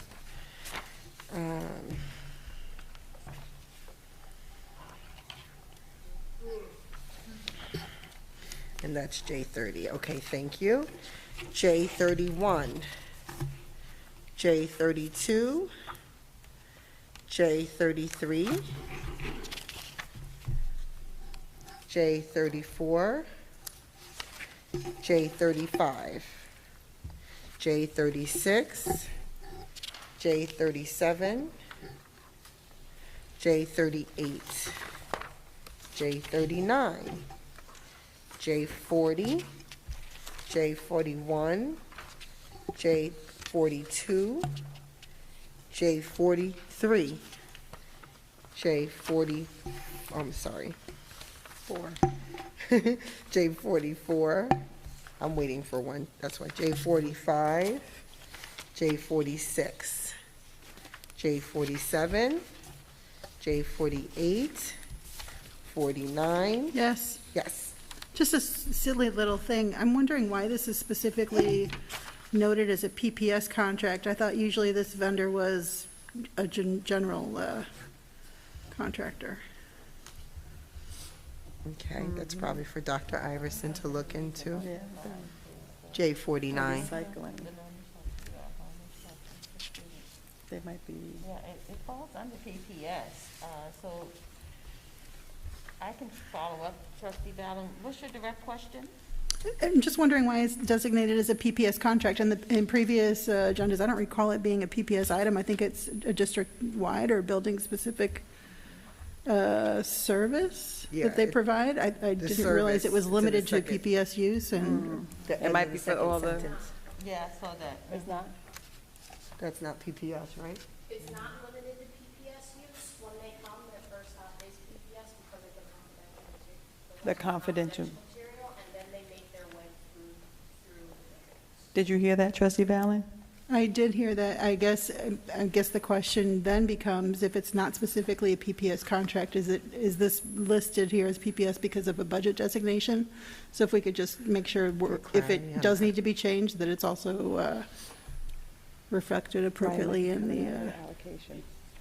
It is not, we are only being once through it. I will say we did speak about it in our agenda meeting, and Lisa is aware, that it's just billed once. And it does say in the resolution, Woodlands and High School. So it goes through they go through the entire building. So do you know why it's listed as PPS contract? Because PPS has the contract, because their first stop is PPS because of the extent of the high level of materials. So that's the first place that they go to, and then they move throughout the building. So you're gonna. So they have the So do majority we of the need to check with funds. the business office, how this should be designated? Okay. What Joya said was she worked with the business office on this. So you could put it down, but she did state that she worked with Lisa Raymond. And it should, I did write it down, and I will double check tomorrow. Okay, I don't know. great. Thank you. J50, I will be abstaining from that one. Okay. J51, J52, J53, J54, J55, J56, J57, J58, and that is it. Now, our closing items, let's see, there's nothing there but new business items. Is there any new business the board has this evening? Wonderful. Okay, hearing none, we're going to move on to adjournment. Can I get a motion? I move that we adjourn the meeting. Could someone second that adjournment? Second. Okay, it's been properly moved in second. All those in favor? Aye. Any opposed? Any abstention? Motion carries. The meeting is adjourned at 1:04 a.m.